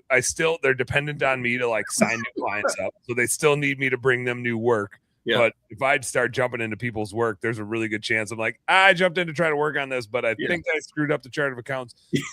Hey, let me know whenever I can be helpful. Okay, bye. It's like Michael Scott from The Office. When they watch, like they have all their meetings during the day, and he's like, yeah, but they're much more efficient when we get done with our meetings. And they're like, why do you think that? Well, we have to make up for all the work, all the time that we lost in the meeting. And then it's like, yep, that's what happens when you get involved. Skip's keeping his mouth shut. He's not I had this was a telling one for me. This spring, I think there were 4 weeks in a row when I traveled, like 3 convention weeks and then spring break with the fam. Mm-hmm. And so like I would jump in here, there, just in between stuff, and I'd be like on calls, and I was still getting stuff done while I was traveling, but I wasn't on a lot of our meetings. And we had some just internal strife of like just not good vibes. Like the culture wasn't feeling right, and it was kind of finger pointy, and people starting to get upset. And when I got back, even my account managers like called a meeting with Skip and I like that, like on a Sunday night. We were on for like 2 hours, and they were like going over a lot of gripes. And so we put some like air tracking stuff in place. And the person that was like the ringleader of the gripes, my vibe was that they were like undermining the business a bit, and they were causing the drama and commotion, but it wasn't necessary drama and commotion. It was them creating it as like a distract, kind of like your person that's like, I don't want you to see what I'm doing over here. Yeah. I'm going to distract you with other stuff. Yeah. And that was my spidey sense. And so we started tracking a bunch of errors. And I said multiple times in all of our meetings, like, hey, this is like self-reporting. I'm not mad if you make an error. I screw stuff up all the time.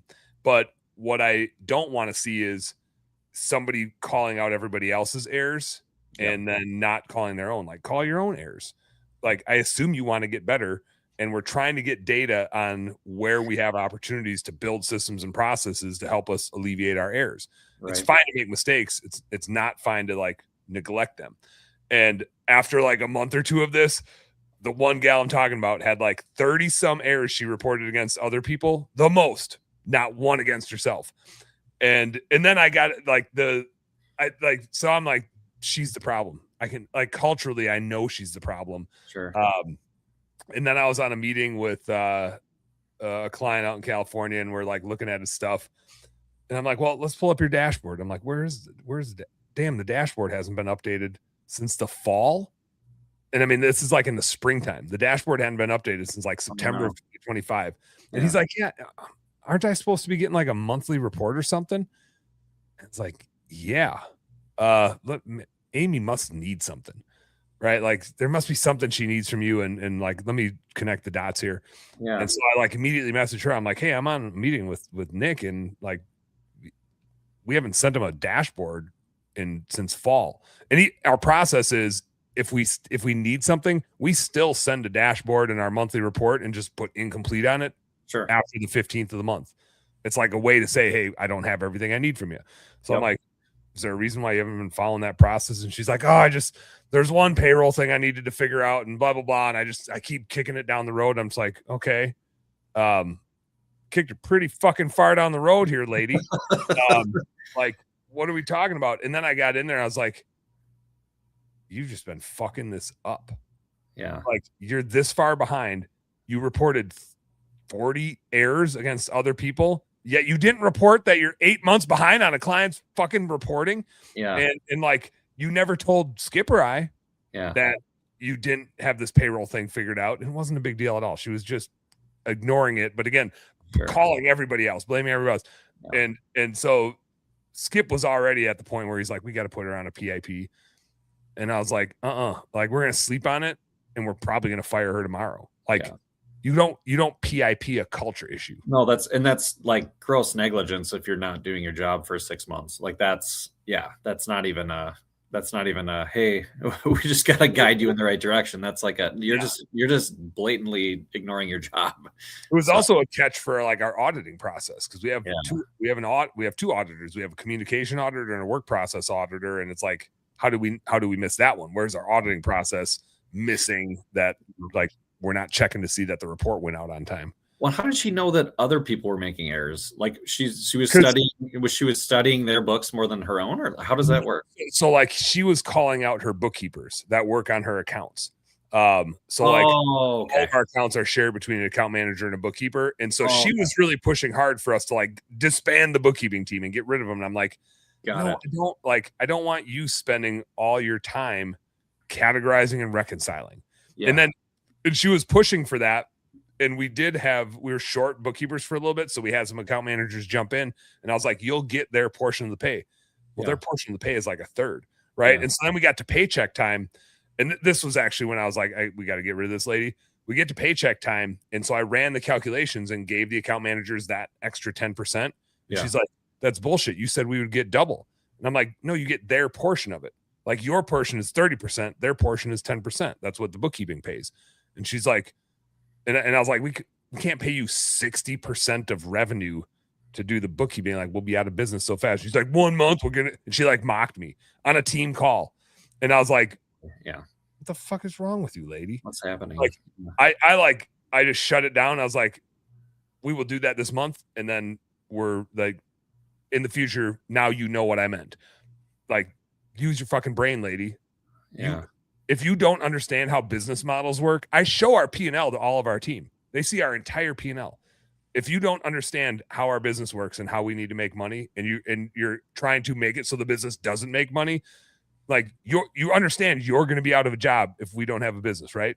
So, like, we need to make money. That's how we grow the business. That's how we create opportunities. I'm pretty sure you want to make more money in the future and have future opportunities. You need to help our team grow our business and make more money so we can afford to do cool shit together and provide opportunities. But if you're trying to take all the money out of the business, we're going to just go out of business because you're an idiot. Yeah. So it was clear, like when that happened, bad culture fit. Right. and she had some things going on, whatever. But man, after we've let her go, I mean, like on a dime. Oh yeah. Since like mid-May, since we let her go, it's just everything's clipping. Yeah. Everything is like running so much smoother. And it's I don't regret how maybe we should have let her go sooner. Like my spidey sense had gone up a couple times. But the transition worked really smoothly. Like we didn't lose any clients. Yeah. And so that's kind of like what I look at is we transitioned 50. She had 50 clients. Like it wasn't like there was no impact. But all of our clients that got transitioned, I mean, like I'd say pushing 10 of them reached out to us and we're like, thank you so much. Like I feel like this new person is just all over it. And I didn't feel like that with my last person. And I'm like, well, next time tell me if you don't feel like they're all over earlier. I'll fire them much sooner. Right. But appreciate the feedback to make sure we got it dialed in for you. Yeah. That's good. That's good that it worked out in the end. But yeah, that's hard, especially when they're not only messing stuff up with clients, but dragging the culture down. That's really dangerous. And that can be hard to it makes it not fun. No. Yeah, exactly. It puts everybody on edge. And like for a few months there to start the year, our entire team was like on edge. Yeah. And I was like, this doesn't feel right. I feel it every time I come back from traveling, especially those like multiple weeks in a row. Yeah. Like somebody's undermining our culture. Yeah. And like it's an account manager and I'm getting feedback from the bookkeepers that they're feeling attacked. And like that's not how you treat teammates. No. You lift up teammates, you support teammates, you give them a hug, you support them. You don't attack them and point your finger at them. So it was like really clear we had a cultural whoopsie. It's like Dane Cook said. He's like, it's like daddy when daddy hits mommy at the dinner table and we're all still trying to eat. It's like he's like, that's what it feels like. It's like just so awkward. We're like, what's happening? Like, now what? Where do we go from here? By the way, these truly unrulies, not good. That's gonna be bad. It's gonna be bad gut rot. Doesn't taste good. Doesn't smell good. Doesn't good about it. I'm like not quite to the halfway point, but I feel obligated to get to halfway now before I dump it because you said like at halfway I'll dump it. Weeks to go. You don't need to hold me to that. No, that's right. Yeah. I feel wasteful. If I just dump it, but it's just not good. It's just chemicals. I mean, it's not even can you even pronounce like any of the stuff? Like, do you know what any of the chemicals besides water and what lemon juice? Maybe we got citric acid, lemon juice from concentrate, sodium citrate. I got that one. Okay. Sea salt. Salt. Skip. I'm skipping that one. Not skip. Skip. Skip fruit? No, it's acesulfame potassium. I got potassium, but the acesulfame is no idea. Aces ulfame, like the word aces ul fame. Acesulfame, fruit and vegetable juice, and then sucralose. So it's not. I guess it's not. There's only one word in there. The acesulfame fame. That one. That's a doozy. Yeah, it's crazy. Well, good to know. I will not try one of those. You should have like a different taste, like a different alcohol, a different drink every episode. Do a review. Yeah, do a review. Yeah, where it's like tonight we're trying, whatever. Yeah, be a good idea, and you can review them and talk about them, and then give them your ratings. I need a beer sponsor. I know you do. Yeah, that would be be a good idea. Send me some free stuff. I'll review it. I won't say anything too negative about it. I feel like Leinenkugels.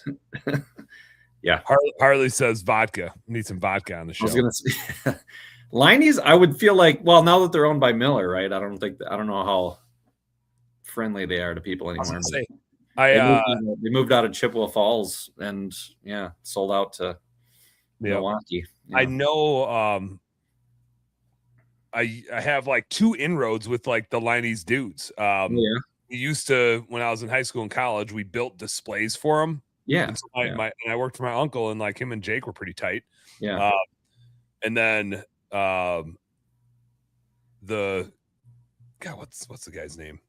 I'm drawing a blank. Jake. their marketing brother. Jake Kugel, and I don't remember who the other. There's Jake, there's John, there's the guy whose name I'm blanking on. I don't know how I'm blanking on his name. I've been in the boat fishing with him before. Yeah. But he's like fishing buddies with Mooreshaster Steve, the guy that I used to make the Mooreshaster videos with. Yeah. His dad puts on a fishing camp up in northern Wisconsin. That's just a joke. It's just like a bunch of buddies. But they invited God dang, I can't remember his name. It was there and then it disappeared. But he wrote Liney's. This is way back in the day. Yeah. They wrote to Liney's and basically said hey, we got this fishing thing we do with 5-6 of us, and we drink Liney's. You guys want to sponsor it? And they said yes. so great idea. Great idea. Every year they'd hit the distributor on the way up, load a trailer full of Liney's. Oh my gosh. And they all have cabins up in the Northwoods, and a couple of them are fishing guides, and so they would at the Eagle River Parade, they would drive around and throw Liney's out. And so that was their thing. They were the Liney's guys in the Northwoods. And so their obligation to get all the free beer was they had to go promote Liney's at all the parades as Liney's guys. So they had the little motorized, the coolers that you could ride on. Oh yeah. Yeah. The little scooter cooler. Yeah. So they had that stuff. Dave, Doug. Might be. I think Jake. Yeah, I don't remember, but yeah, that's genius. It's not John and Jake. It's the other one, and I'm totally blanking. Jingleheimer. Schmidt. Yeah, Schmidt. Could have been Schmitty. But the last time I saw him, I was talking to him about it, and I should have put the bug in his ear, hey, do you think we could sponsor a podcast? You don't actually have to give me money, just some beers. Yeah, just beers. A 6-pack a week is all I really need. Doesn't cost you that much, right? Yeah. And then some free publicity. You got national distribution now, which you didn't have before. It's true. And I like beer, so they'll all get a positive review. Yeah.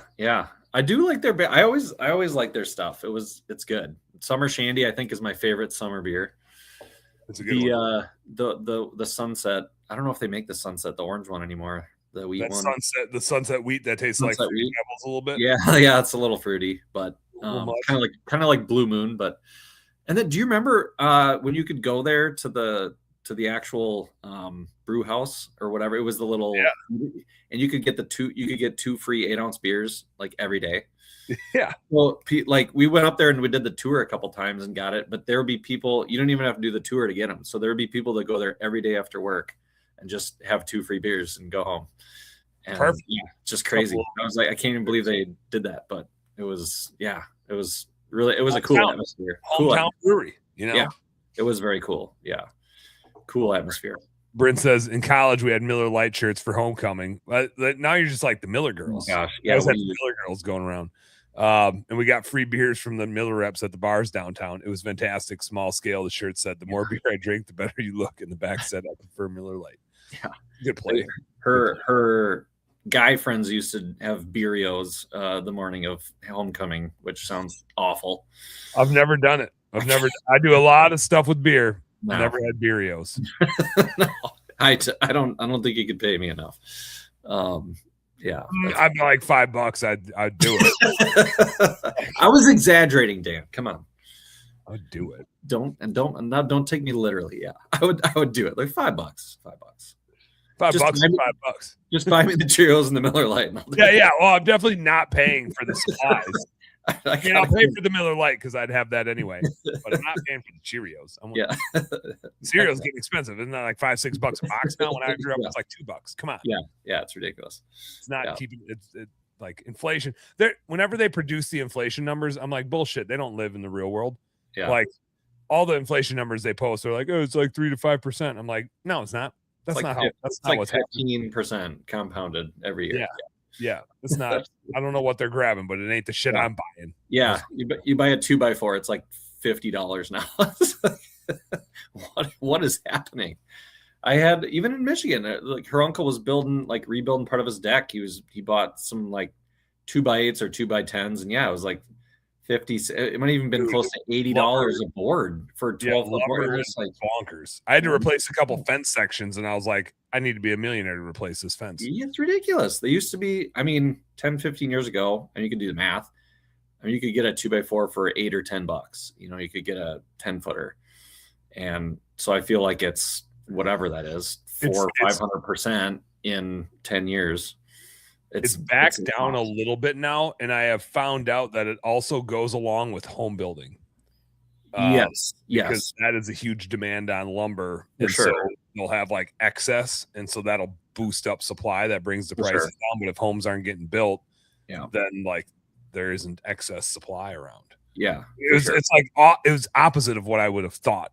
Yeah, is what I recall. Yeah, doesn't ring true for Econ 101. No.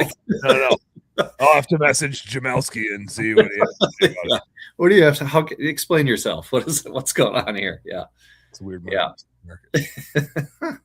Yeah. All right, Justin, we should. Yeah. It's getting late for you, man. It's like damn near midnight for you, man. It is. And just like last time, my computer's dying. So we've officially talked for well over 2 hours. I think we might even get our record last time. So yeah, impressive. We're at 220. We made it 220. It's a good stretch. It is funny when we do the show because Bryn's like, dude, it's been 2.5 hours. Texting us now. Justin needs his room to go to sleep.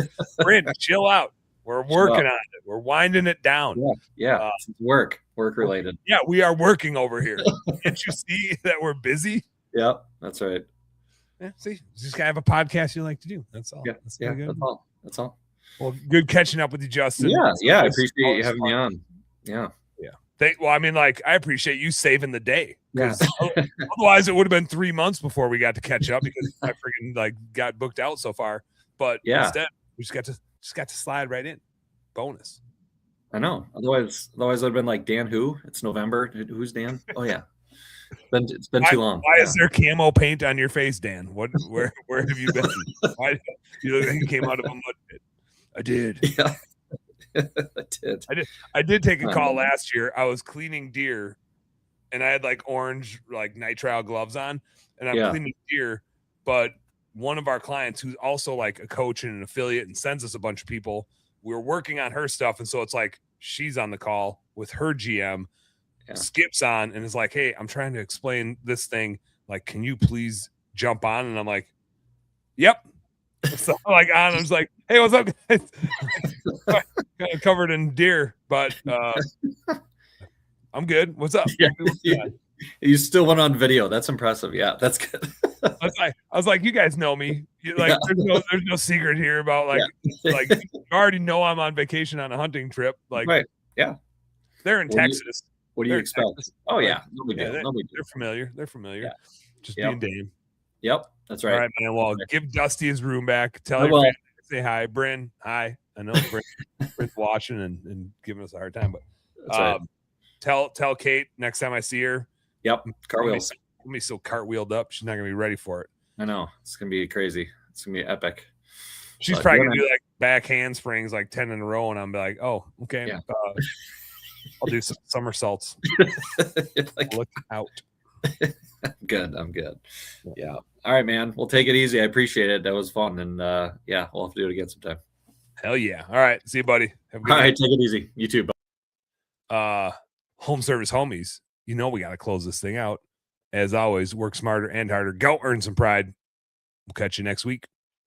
Actually, if you're watching this live, I won't catch you next week because I'm in Canada next week. I'll catch you potentially the week after that. Peace.